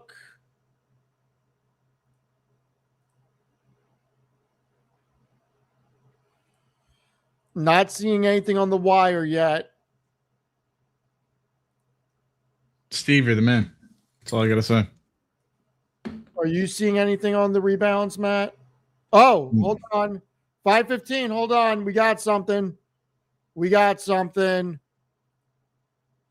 Oh, boy. Big news, everybody. It's going to deserve a bell. Marvell Technology and FlexSet to join S&P 500. Marvell Technology, you get a bell, everybody. You get a bell from Marvell. Let's go. That was in my ear. No bueno. Steve, I feel like that's bullish though. Obviously it's bullish for Marvell, but super bullish. That should be bullish for a lot of the market. Baby. Chips, baby. Yeah. So, I mean, I think everybody right now, Tanner just immediately throwing shit. Tanner, you have a link. Get on here for 5 or 10 minutes, Tanner. Come on. Tanner, you can take over for me, man, because I got to hit the gym before I got this obligation. We want to talk to you for a few minutes. Get on here. We got Marvell getting in. But I think that's extremely bullish for the rest of the market, because I feel like a lot of people were starting to think that the markets might be turning for the worse, another 20% down or something like that. But I don't know, that's pretty bullish to kind of see. You have this company that hasn't been involved for quite some time now getting its share, and that's going to add to a lot of Marvell being up 4.5% in the after hours now, offsetting, a little bit of the down move that was 15-16% today, almost 17 actually. But yeah, Tanner will be here in 15 minutes. The way that everybody did at the hotel, I was told I was not there. Everybody requested a speech from Tanner. We will request a speech about Marvell and how bullish this is for chips. Marvell getting in, Pool Corp deletion, the Campbell's Company deletion, and then Flex is getting in. Campbell's Soup is no longer part of the S&P 500. The S&P mid caps, Roku getting in, Core Mining getting in, Semtech, Senemia, Vive Solutions. I don't know what any of these companies are. Small caps. I don't know. How is Campbell's an S&P small cap 600 also? No sense. Cody getting in. Look at that. Blackboard getting in to the small cap 600. Lazard. Warby Parker getting in.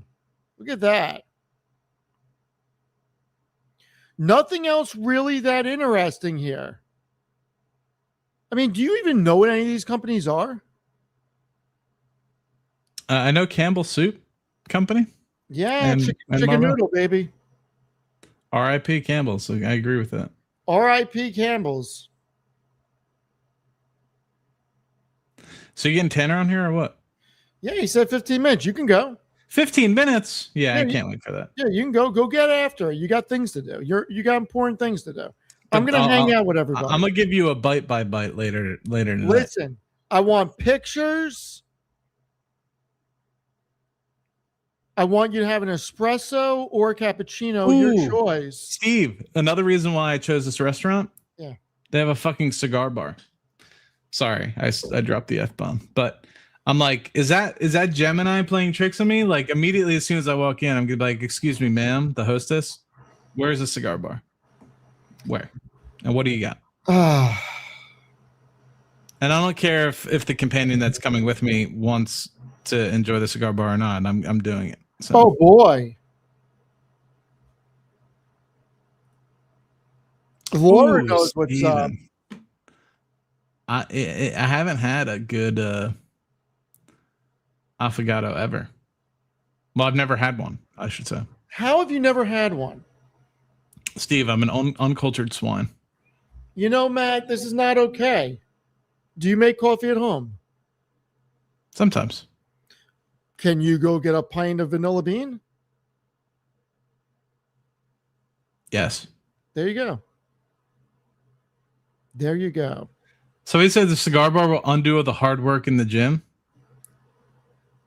I think the food at the Italian place is going to be more detrimental than the cigar bar. But. Yeah, I'd worry about the Italian restaurant, not a good old, Opus X or something. Steven, now we're talking. Matt, go get it. This Marvel, Steve. I'm sorry. Before I go, this is, I think, Oh, hold on a sec. Oh, we got Desi's here. What's up, Desi? What's up, mommy? Oh no, Desi Miami. That's what it is. I thought it said What's Desi wrong Mommy. with you? I'm sorry. I did not intentionally do that. I thought it said just Desi said, Mommy. what's going on, Desi? What are you doing? Steven. Man. Oh, Matt. We apologize. I'm sorry. We apologize. That was a genuine mistake. I think that this Marvel movement up 7% after hours is very bullish for the market on Monday. Marvell getting into the S&P, super bullish. We did not need another tech company getting in, let alone another chip company. The fact that Marvell just got in, I mean, I'm sorry. Now you have to make T-shirts that say, "Hey, mommy" on it. Hey, man, you don't want to hear the things that I say. Oh, my God. To my Latina friends down here in Texas. Oh, my God. But no, in all seriousness, Marvell getting in is super bullish for the S&P. It is super bullish AI. It is super bullish tech. And I think it shows the market's not worried about tech having a larger weighting. And maybe this is what NVIDIA needs to scale. Maybe this is what NVIDIA needs for the market not to be afraid of it going past 10%. Maybe that's what it needs. Steve, I'm getting absolutely destroyed in the chat right now. I mean, I would leave if I was you. Yeah, I love you guys. Thank you so much. I wish it wasn't raining, but it is. So, Steve, are you going to be live later, or is this the last stream for the night? Undecided. I wouldn't be home anyway, regardless. I am a torta chaser for sure. Yeah, I think my schedule is going to be tonight taking off to get a few things done. And tomorrow night, going to invite some people. We'll see who wants to hang out tomorrow night. And then, I'm up for a stream tomorrow and Sunday during the day. We got members only on Sunday at 1. Matt and I will probably do our small port on Sunday. What's going on, Matt? The chat is just completely going wild right now on me. Oh, shit. Yes. What does he say to his Latino friends? Listen, we don't want to know. Okay. That can be like a special video from Matt. That's a members only. Yeah, that's a members only from Matt. That's a members only. Erwin. I'll tell Erwin on my drive over. Erwin, I'm sure that you'll get a phone call or a text message. I don't think you have to worry, buddy.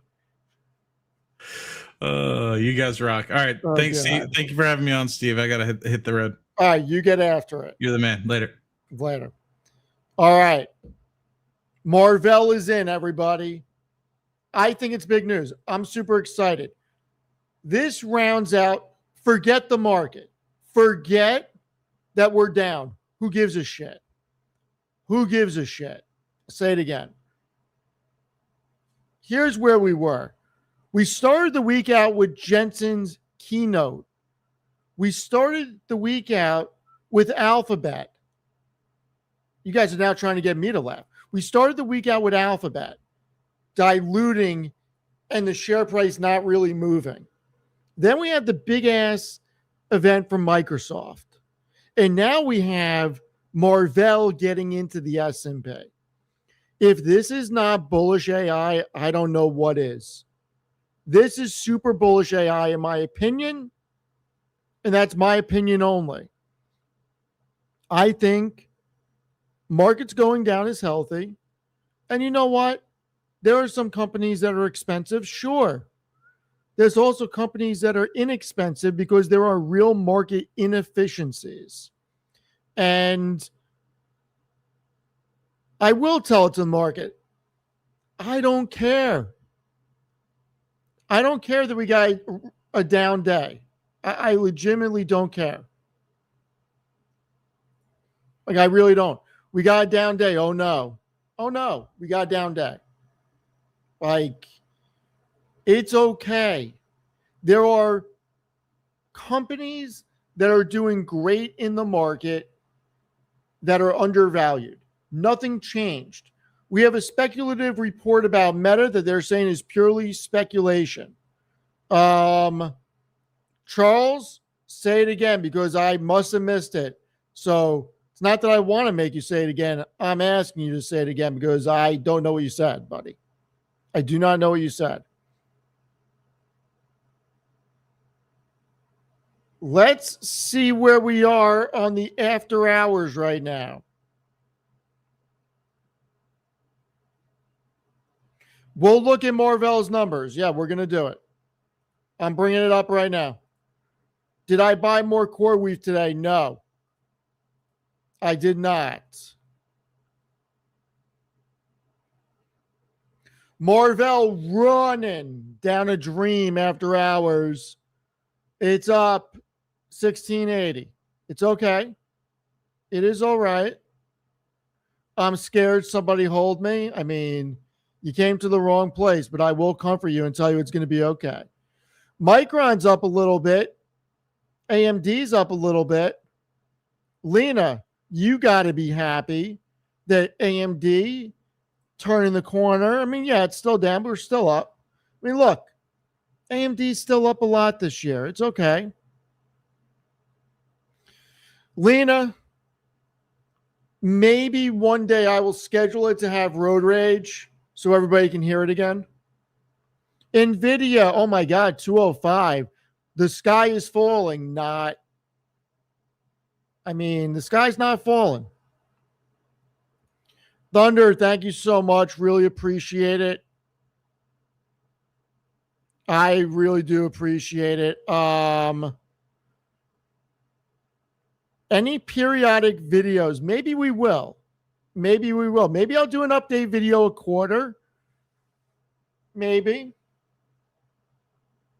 So I need some help. Will you guys help me?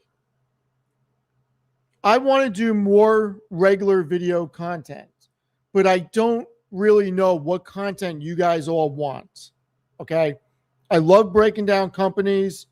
I was going to do a meta video this weekend. I want to know what areas you guys are interested in. That's what I want to know. For dedicated videos, what would you like? Doing a poll. Individual companies. Dividend focused.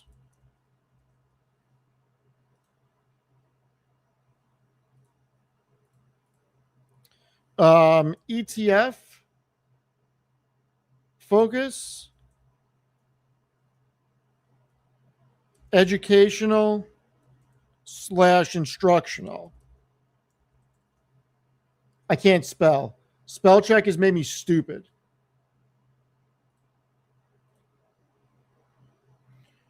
So we got a lot of people here. If you guys could please let me know what you would like, I would really appreciate it. It'll help me figure out what I'm going to make. I want to do Oh boy, Erwin, I'll talk. Erwin, how about this, buddy? You ready? Every investment is the present value of all future cash flow that company will generate. How about that? Did that get you excited? Because that's what you're buying when you invest in a company. You are not buying a piece of paper. You are buying all of their future cash flow.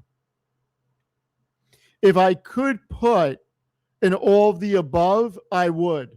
I could not add a fourth. All right, individual companies is the win right now. Educational instructional is rounding the corner. You guys don't want me live gambling, okay? I got a stack of sports cards that I gotta send out to get graded. All right, you don't want live gambling. Trust me. That's not what you want.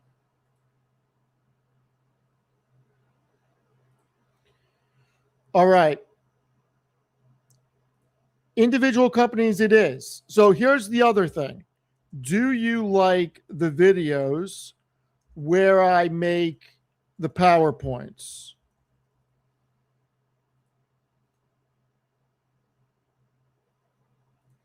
I'm not even going to spell check that. I know it's wrong.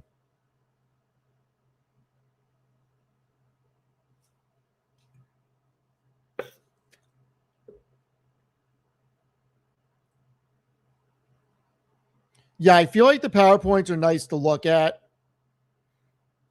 I mean, shit, Nancy Pelosi needs to give me trading tutorials. Shit.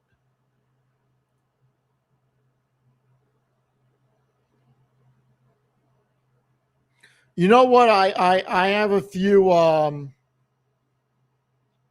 Vic, I'm sorry, I can't do it. I can't do it.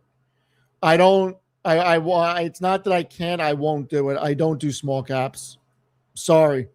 I just don't do small caps. Not me. It's not what I invest in. It's not what I. No, I'm not. Listen, I have no interest in roasting anybody or getting into beef with anybody. It's not my style. I don't care. I hope everybody does well. I have no interest in that. The only time I'm going to get into it is if somebody comes after me. Otherwise, it's, is what it is.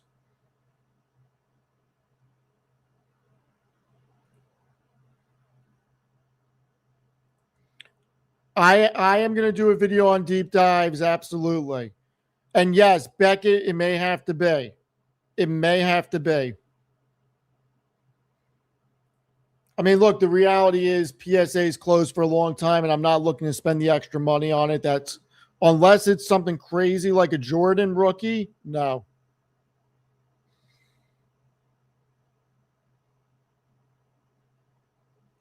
Oh, for the farming community, yes, I apologize. What did I buy for the farming community? Shit, hold on. I bought more energy transfer. That video's coming out. It's going to have to come out next week. I'm sorry. Let me log into the account.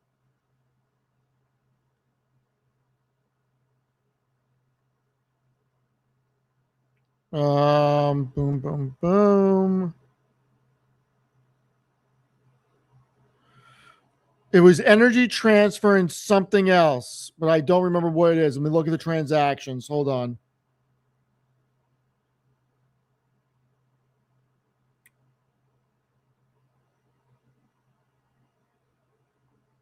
History.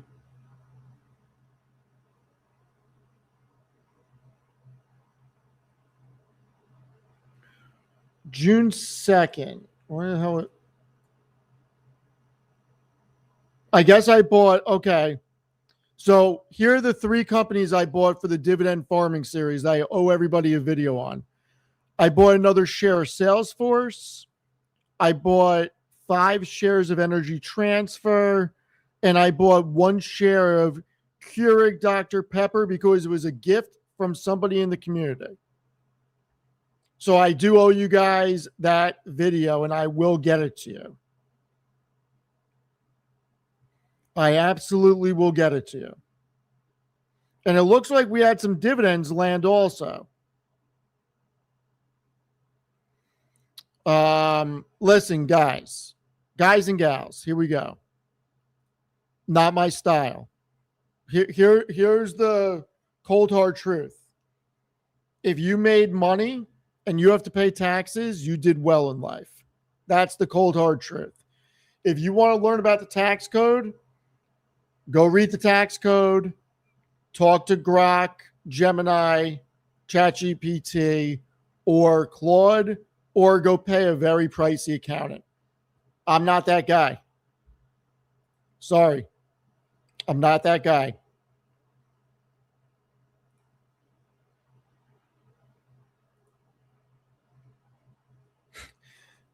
Sorry, guys.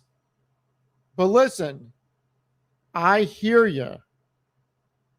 It hurts, but I'd rather have to pay taxes than not have to pay taxes, because you know what? If you don't pay taxes, that means you didn't make any money. This is what I'll tell you. I have a very expensive accountant. That's what I'll tell you.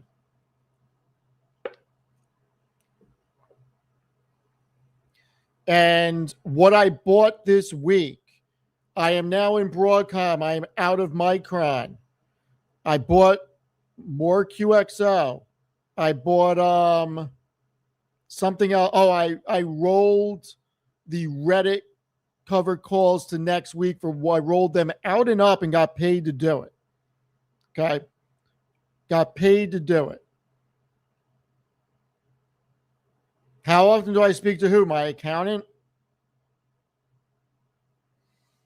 Well, considering my accountant's one of my best friends, I talk to him quite a bit.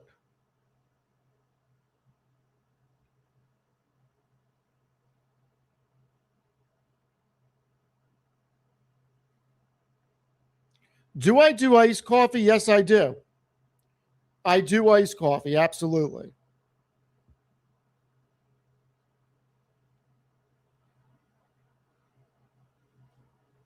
Look, I was on the Broadcom train for a while. I just didn't own it. But look, here's the big reality. Got a lot cheaper.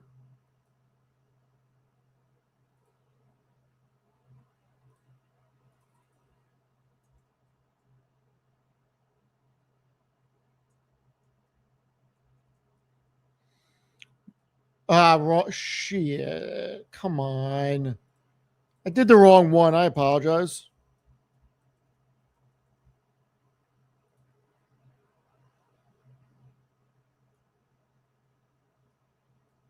Oh, you know what? I want to do one more poll before we get into this. One more poll, if you don't mind. A lot of you have asked me for this software.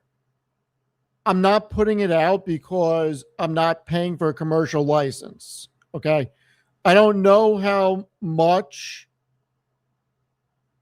Ray, let's not make that a meme. All right. Let's not make that a meme. But in all seriousness, if I paid for a commercial license for the data, I'm going to put a feeler out. Let's put a feeler out. Would you pay a small fee for the software? All right, we'll put a feeler out. I've said I'm not putting this out too much, but you know what? You guys ask a lot, so we'll put a feeler out and say. All right, so here we go. The reason that I moved out of Micron is because Broadcom got too inexpensive for me to pass up on. It's got 115% EPS growth over the next 2 years. Oh, shit. You know what? I probably should say what the fee was, right? Under 10. Let me redo it. Under $10. Yeah, I'm not looking to. Honestly, I would just be looking to cover the API cost. $6, $7. I don't know. I haven't done the math. I'm just wondering. Would you pay I don't know. I have no idea how much it's going to cost. I'm going to take a guess.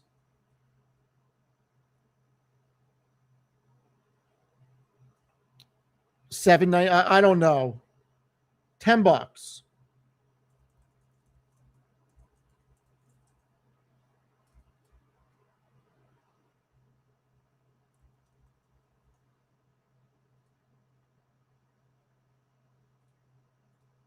All right, new polls up. So we'll see. Look, I'm $7.99 probably. I'm just putting 10 for easy numbers in my head. I don't want to really charge you guys anything, but I believe the commercial license is like if the commercial license is what I was paying for now, I would just make this a website for all of you. But the commercial license is expensive, I believe. So it is what it is.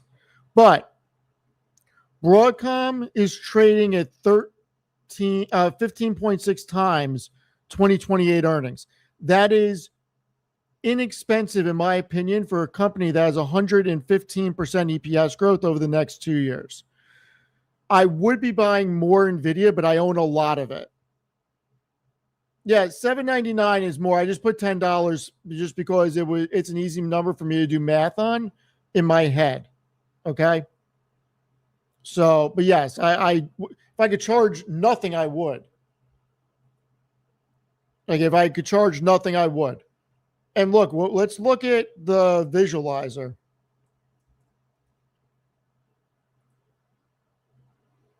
I mean, what a great quarter. 48% year-over-year growth. Great margins. 67% gross profit, 49% operating income. Great freaking margins. Free cash flow, 98% margin. I mean, incredible. Absolutely incredible.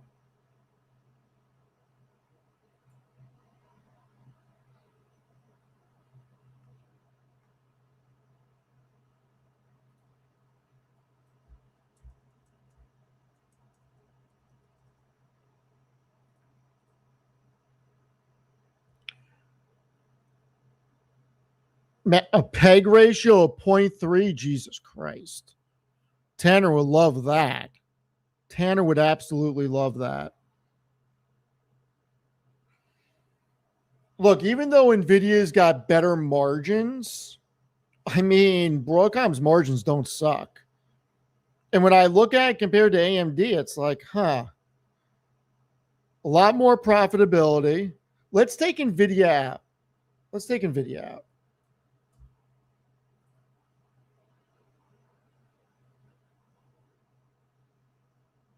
The ROE at 36% and ROIC at 19.5% is incredible. I mean, way more on a TTM basis profitability. Margins are better across the board. I mean, listen to this. 43% free cash flow margin, 44% cash from ops margin, 55% EBITDA margin. It's hard to be bearish on Broadcom. Huge amount of free cash flow. Now, I don't necessarily like these multiples.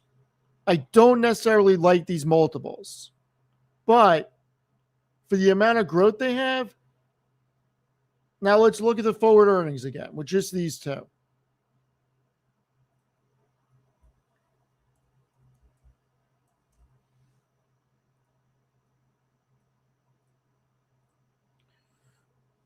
I mean, that's why even though AMD has more EPS growth, tell you, I really, really like this. I think Broadcom is going to do very well. All right, 50-50, all good. I'm going to send them an email. I'm going to look into how much a commercial license is. Let me see what I can do. All right, let me say. Yeah, 15 times 2028 is crazy low for Broadcom. Let me see what they're going to charge me. Let me see what they can do. If we put Coca-Cola and Pepsi, I mean, Broadcom is trading at a lower valuation than Coca-Cola. And I get it. I get it. Coca-Cola is more durable earnings. I get it. But Broadcom ain't stopping anytime soon, ladies and gentlemen. They are not stopping anytime soon.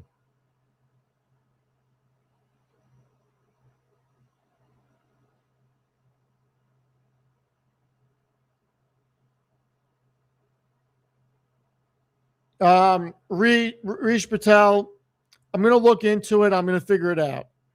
Listen, in all seriousness, I'm actually wouldn't even be looking to offset the whole cost. I'm not looking to make money on it. I'm just not looking to pay for the entire slate. So I'm gonna talk to them. I'm gonna see what the damage is gonna be, and let me get some costs and see if it's something that I can do. I don't. Maybe I can just do it on my own for the community. I don't know. Let me see. I'll see. How about Meta? How about Meta? I mean, I'd rather be buying Meta here than Pepsi. That's just me.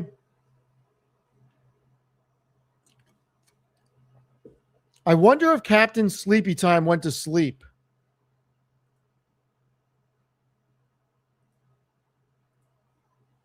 Did you fall asleep? I just texted him.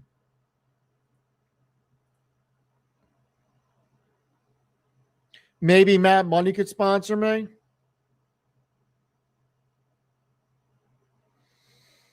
Yeah, Carlos, I may do it. I may. We'll see. Listen, I don't know what they're going to charge me, so I'll find out. It is definitely a conversation that I can have with them.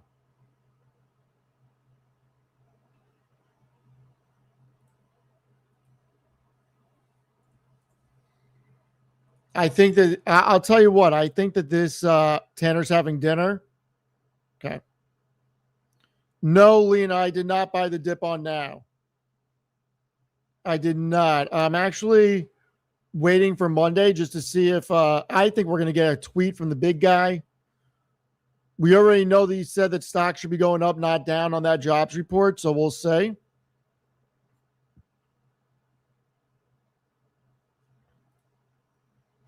So Redley, here's the problem. I'm not using a scraper. I'm paying, like I am personally paying for the data to come in. I'm not using a scraper. I built all this with Claude, but the data is not free. Like I would never put something out with scraped data. Can't do it. I mean, look at this. Can we really get mad at Meta? What really changed? What really changed? I mean, this is oh, you know what? Let's see where the dividend farming for all the dividend farmers out there. Where are we at? And this is not updated with the new moves. But even after today's dump, the ROI is still positive.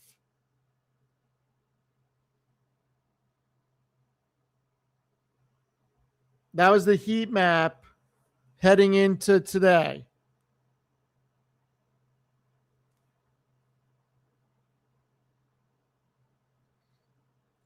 Redley, I'm getting old SEC data, man. Trust me, if you looking at what I'm paying for, I'm getting everything.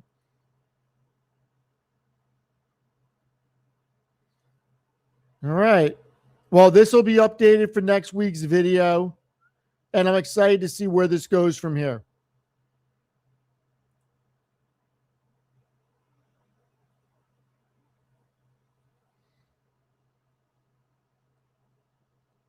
We got the Knicks tonight. Yeah, there's going to be no stream tonight. I am going to be watching the Knicks.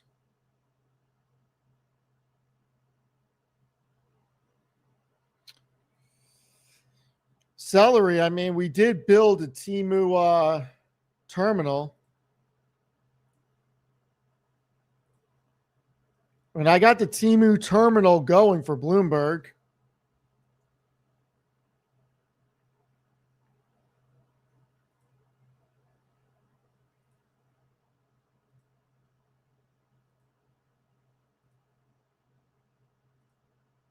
Got all the filings, news, technicals. I got everything here. I built a Temu terminal. Absolutely.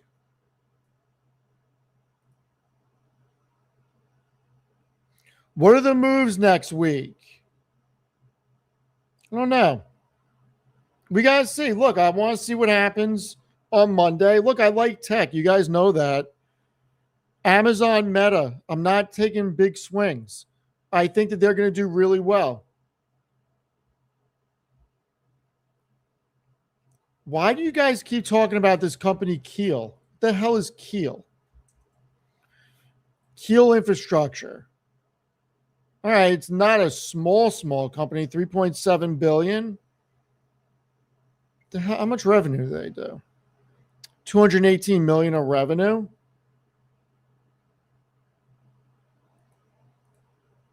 I don't know if I can screw with this. It's too small. This is not where I really spend the time looking. It's a Bitcoin miner. I'm really not interested.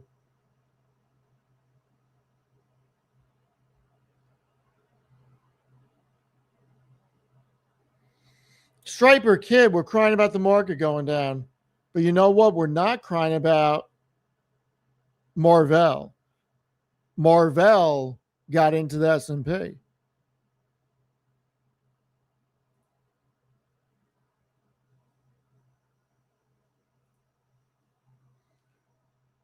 Qubits, did you not see my article about Vertiv? I did an article on Vertiv on Seeking Alpha.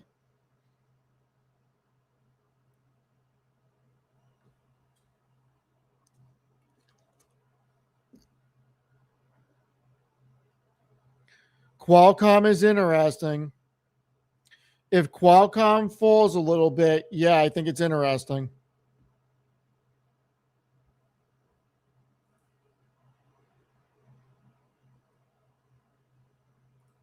I'll bring it up. Hold on. VRT. VRT, Vertiv. You guys know I cover everything. Come on.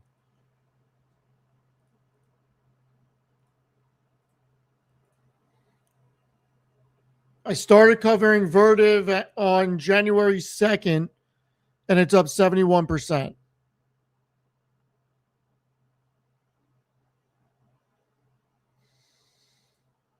Striper Kid, I salute you. That's amazing.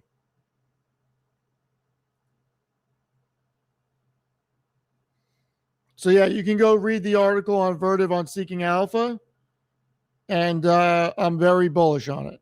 I think it's going to do really well. Have I ever covered Medline? No, I have not. No, I have not.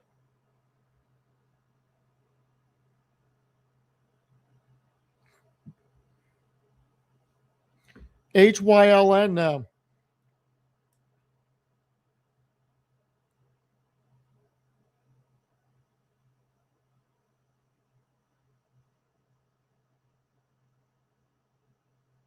Closed loop water systems. I don't know enough about them. And Enbridge is the holy trinity. It is the only one that owns pipes, utility companies, and renewables. I'm bullish Enbridge. I mean, energy and nat gas. I'm an infrastructure guy. I like Energy Transfer, Enterprise Pride Partners, Enbridge. I'm doing some due diligence on nuclear. I think nuclear is the future. Judge is out 4 to 6 weeks, maybe longer. Stress fracture on the rib. Enbridge is Canadian.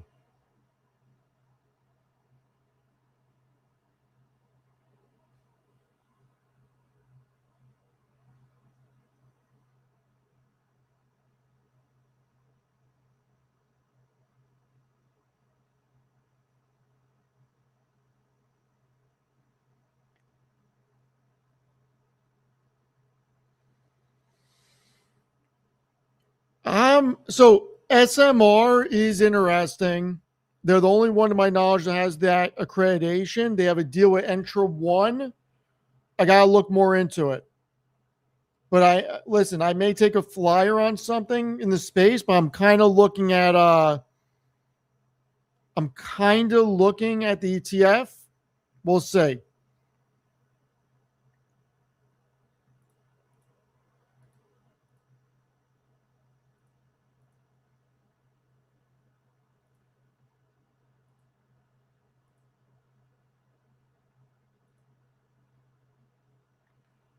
So this is actually going to be Tim Cook's last WWDC. Tim Cook's last, everybody. Man. End of an era. End of an era. Do I watch boxing? Not as much. I used to watch it a lot. I'm a Lomachenko fan. Not as much as MMA.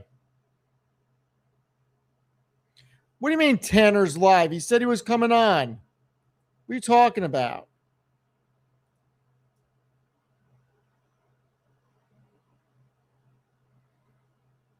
Tanner's not live. Why are you guys messing with me? I think Tanner fell asleep is what I think happened.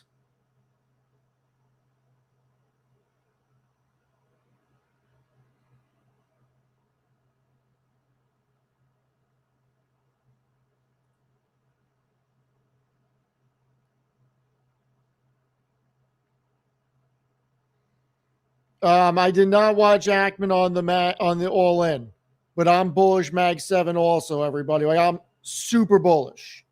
Super bullish. And you know what? I do think that Meta getting sold off is a gift. Okay? I really do.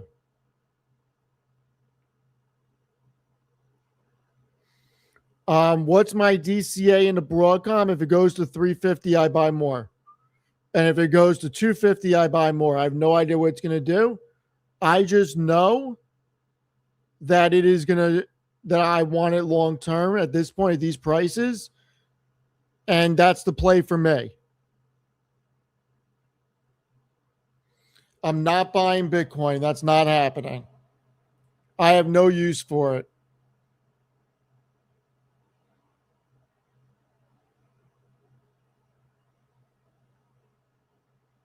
You know, I bought a very little bit a while ago, but I really care less. BMNR and Ethereum, I'm in.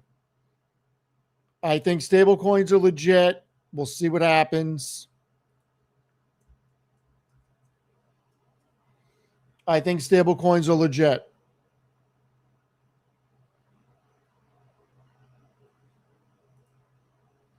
Well, look, the stuff that I'm looking into is stuff I already own. And remember, everybody, don't let a day like today get you upset. All right? It is not worth it. This is just one day in a market that fluctuates. When we take a step back and we look at the SPY, we look at the long-term graph, it's going to be okay. This is a 1 year. We've lived through it before. We're up 24% a year. It's okay. It is okay. I don't think that getting mad that we're down 2.5% in a week. Remember, we're still up. After today's downfall, we're still up 1.9% a month.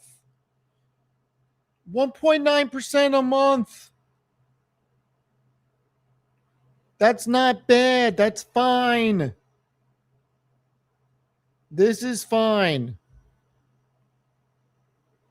Am I bag holding BMNR? Yup. Do I care? Nope. Not at all. Don't give a shit. Don't give a shit. But listen, I want to buy. This is my own personal strategy, okay, everybody? Really listen to this. I want to buy great companies that are producing great cash flows, okay? the 4 companies that I am super excited about right now. It's nothing new.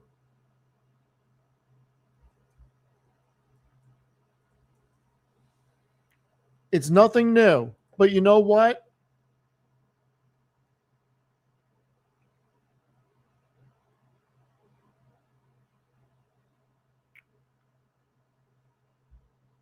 These companies are all doing over $100 billion of EBITDA.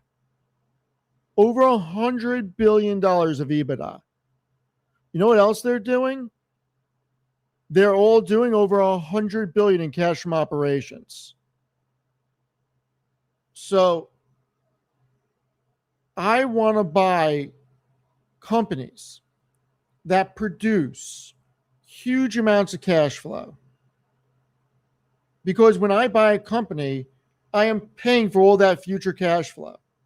Yes, this cash flow is being used to build out AI and data centers. But you know what it is also doing? It's also doing buybacks. You know what else I like? Hard assets. Check this out. Is it this one? It is this one. So I built this specifically for hard asset companies like pipelines. And I built it so I can have a heat map of everything. But you know what? Energy Transfer, in my opinion, just my opinion, 4.5 times EBITDA, 6.5 times operating cash, 17.5 times price to free cash flow. Now, Plains All American, very interesting also. Much smaller company. Great margins. But listen, I have a theory, and the theory is that the market will move and reward companies that own hard physical assets producing large amount of cash flow. So, I happen to like these companies, but I like big tech too. So it is what it is.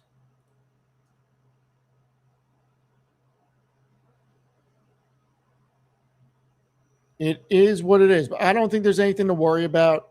I think that we're in a situation where I know we got Matt's take, and I really want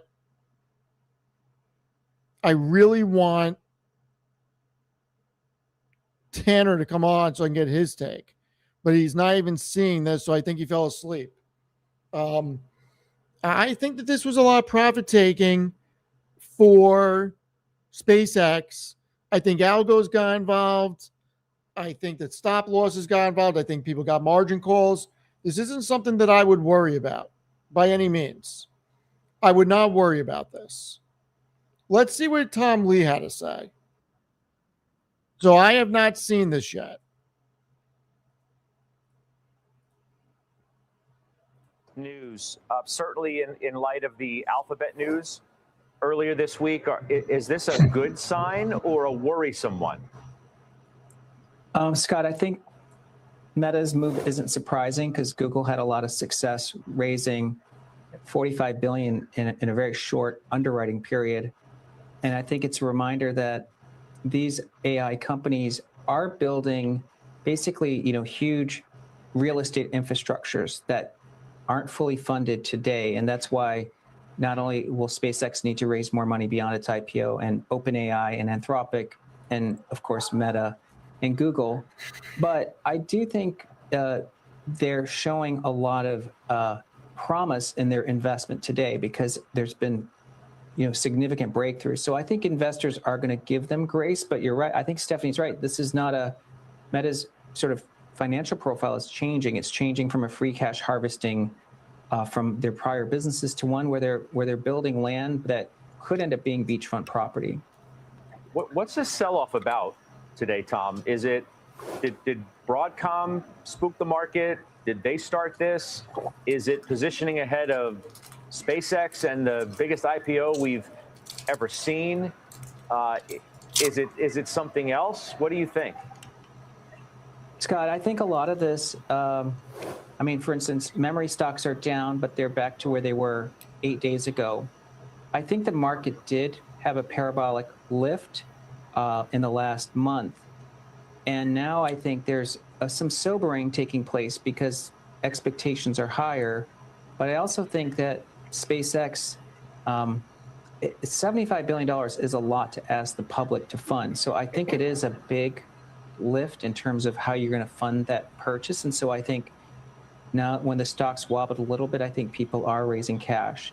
I don't think that this is the start of a broader correction yet, but as you know, we do think that later this year there's going to be something that feels like a bear market. Today's not fun though. I mean, I disagree. I don't believe that we are headed toward a bear market.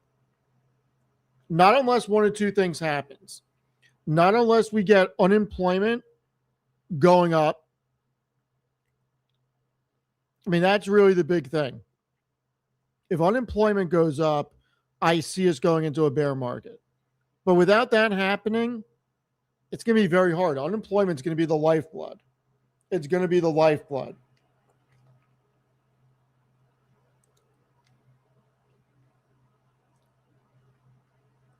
SanDisk is moving. Yeah. Oh, listen, if inflation goes to 5-6%, that's going to be a big damn problem. We need a deal in the next 2-3 weeks.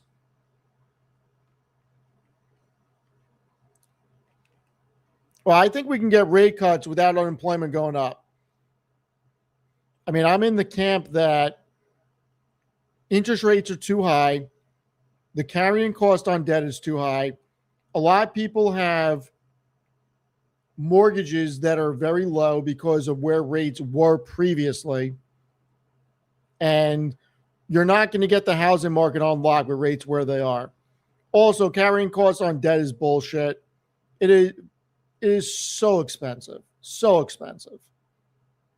Also, listen,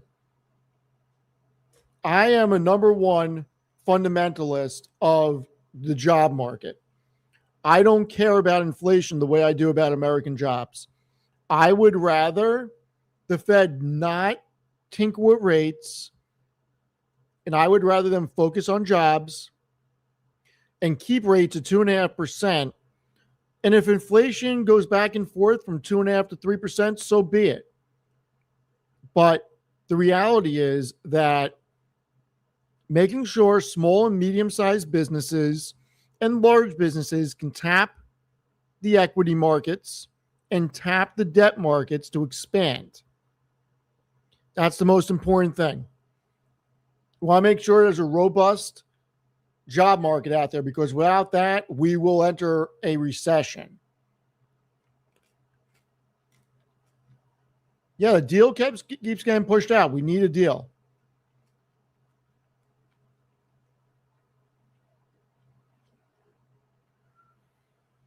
Portable mortgages, I'm in favor of that.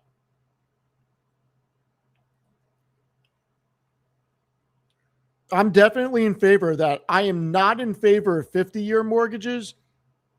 I am in favor of portable mortgages, though. I am. I really am. I want to watch one more thing with you guys. The more I think, and look, I'm going to contradict myself. I think no matter what, I'm becoming a shareholder because I think the shadow government's going to buy SpaceX. But I'll tell you, listening to Jamie Dimon speak was really eye-turning. Now, I'm not saying I'm going to buy it, but I don't. So here's the thing. What does overheating actually mean? Because keep in mind, in a free market society, if demand goes through the roof and we get inflation because there's not enough supply, people will come in and build more supply because they can make money and it'll even out. I don't think that we have to worry about the economy overheating. I think making sure that we have enough jobs and businesses can actually conduct business is more important. I think that that is way more important. So we'll see. But I think that this is bullish SpaceX. I think they're going to show it. Jamie Dimon interviewed surprise guest Elon Musk, who joined virtually. The conversation opened with a question about why SpaceX is going public now, to which Musk responded with an answer about 100,000 satellites in the future. So they're not going to show it, but I do want to watch it. They're going to summarize it. It was on JP Morgan's site, so I don't think I can show it. Of energy generation in space, but then he summed it all up in this exchange. We're embarking on a massive new growth phase, and we need capital for that.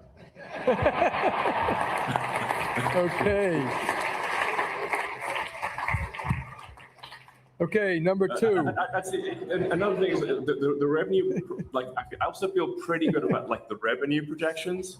Like meaning like before, like revenue was a little unstable, but now I feel like the revenue is like much more predictable. We were also able to get an exclusive sneak peek at how JP Morgan decked out its new headquarters with moon rocks and 40-foot rockets in the elevator banks. You could see that there, and space-themed sculptures around the lobby. However, there was another surprise that dropped last night as well, guys. S&P Global saying it would not change the rules for entry into the S&P 500, which is a blow to SpaceX by preventing it from fast entry into that benchmark. And that stands in contrast to what the NASDAQ did for quicker inclusion into the NASDAQ 100, which is seen as a tailwind for SpaceX, creating a cohort of forced buyers who track that index. However, the S&P has about 20 times as many assets tracking that benchmark than the NASDAQ 100. So it's very, very meaningful for this IPO, guys. I think everybody stays private longer. The amount raised is getting bigger and bigger and bigger, and everybody's going to get in more quickly eventually. Rules. All right, hold on. We have news. Holy shit. I can't believe this. Maybe I can. Google to pay SpaceX $920 million a month for compute capacity. Wow. So not only is it Anthropic paying them $1.5 billion a month, they just got another $920 million. So they're doing $2.42 billion a month between those two companies for compute. Wow. Wow, wow, wow. Now, keep in mind, these numbers are not included in the S1. So the 20 billion revenue run rate that they were on is a number that no longer works in the model. This is crazy.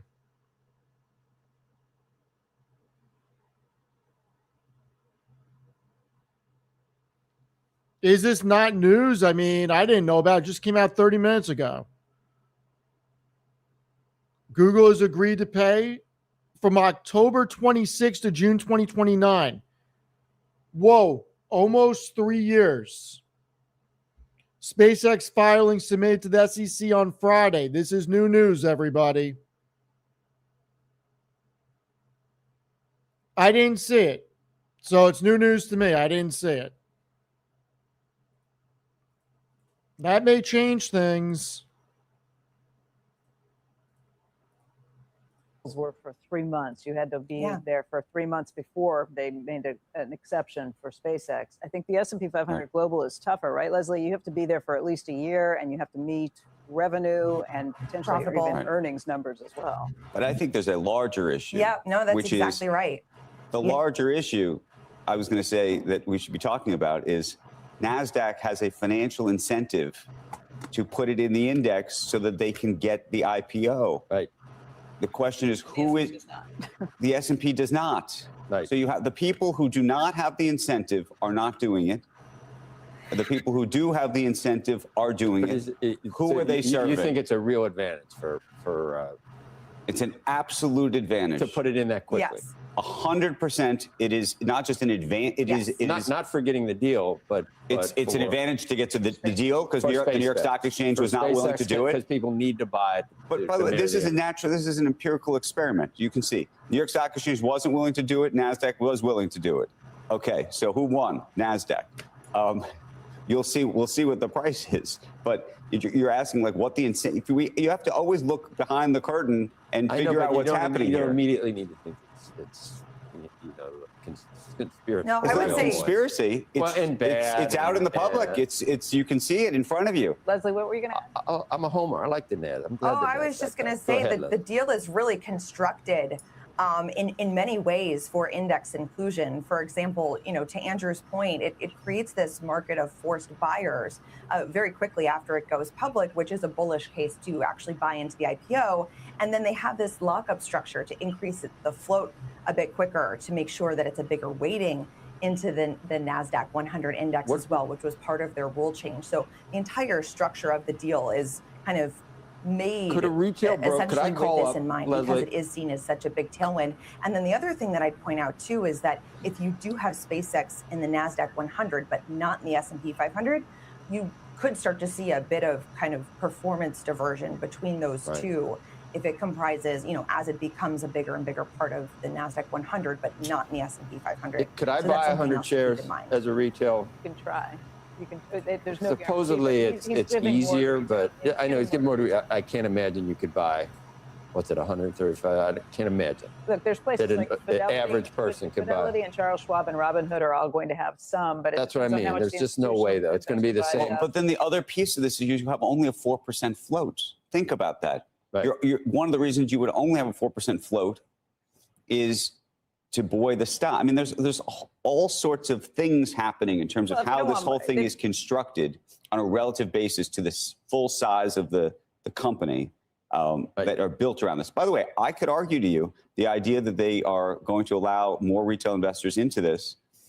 They're able to. One of the reasons, arguably, they're able to do that and think that it's going to work is because of the index buying on the other end. So typically, retail investors are considered sort of fast money, that they will sell right into the IPO. If you know on the other end that you have an index that's going to be buying for you, all I'm suggesting is all of the sort of classic price discovery processes that take place in an IPO are going to diverge in this case. It's just different. It's just a different instance. Giving more to retail investors. And the demand was going to be there. I don't even think you need to do anything to try to cheat on the demand. I mean, the demand is going to be ridiculous. Normally, Fidelity requires that you have at least $100,000 in your account for it. I think they're dropping that level to $2,000. You still can't. I guarantee you can't get it. It's like a lottery ticket, right? It's like a lottery. If you haven't, you put in for it. You may or may not. The long odds, but you might be able to get. By the way, if I was just to be 100% clear, if I was Elon Musk and SpaceX, I would be doing this. This is absolutely what they should be doing. There's nothing wrong with what they are doing. I'm just suggesting that the other sides of this, their incentives and their motives, are not necessarily fully aligned in the same way that you would have thought around the way they used to think about these things. And as we have seen so many times, we try for price discovery, but you look back a year and it's like, who knows? Remember when Google was initially not nearly as hot as, and then look where it is. And it depends on the fortunes of a very fast-growing company. I think AI, under the underwriter's own expectations, AI revenue has to increase 100 times. I mean, this is a fast-growing company, and it's hard to get your arms around where it's going to be in a year's time. Great question. I feel like SpaceX because I'm not bullish on their timelines with Optimus and FSD. But with them selling compute and Jensen coming out and saying that nobody can stand up servers the way that the SpaceX engineers can, I mean, breaking news, basis points to buy compute from SpaceX, maybe. But no, in all seriousness, I mean, I'd have to say SpaceX. Frogger Finn, what's going on? I think we all did today, buddy. It's going to be all right. Markets went down today, but you know what? They'll come back eventually.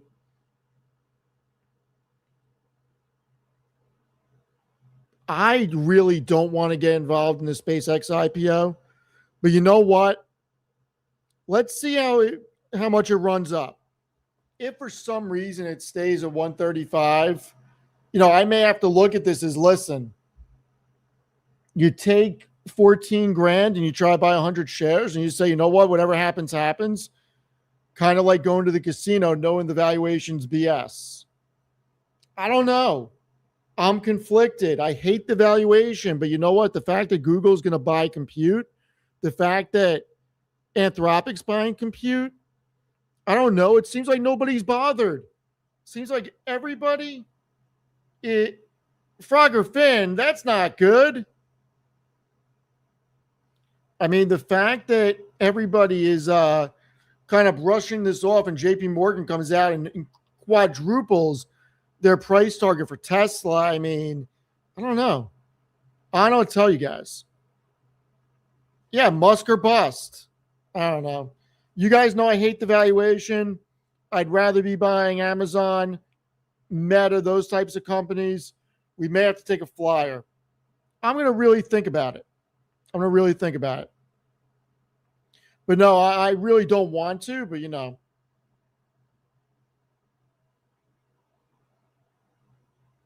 It's 135 per share, 14 grand to buy 100 shares. It's 135, not 1350. All right, everybody. I'm going to get going. Thank you, everybody, for joining me. I will be live tomorrow and Sunday, and I will be making dedicated videos again. No, the valuation on Palantir was not this egregious. The valuation on Palantir got egregious. It got crazy. It was nowhere near this when it first came out. All right, everybody, you're the best. I need to go get dinner. Thank you so much. I will be live tomorrow night for all of us who don't do anything on Saturday nights, and I'll be live during the day, I believe. Tonight, I'm going to watch the Knicks game and relax and try not to work. I say that, but I'm probably still going to work. I want to make some videos for you guys also. Thank you so much. Really appreciate it. Have a great rest of your evening. I'll see you guys tomorrow. Don't forget, members only, Sunday at 1 p.m. Do not forget.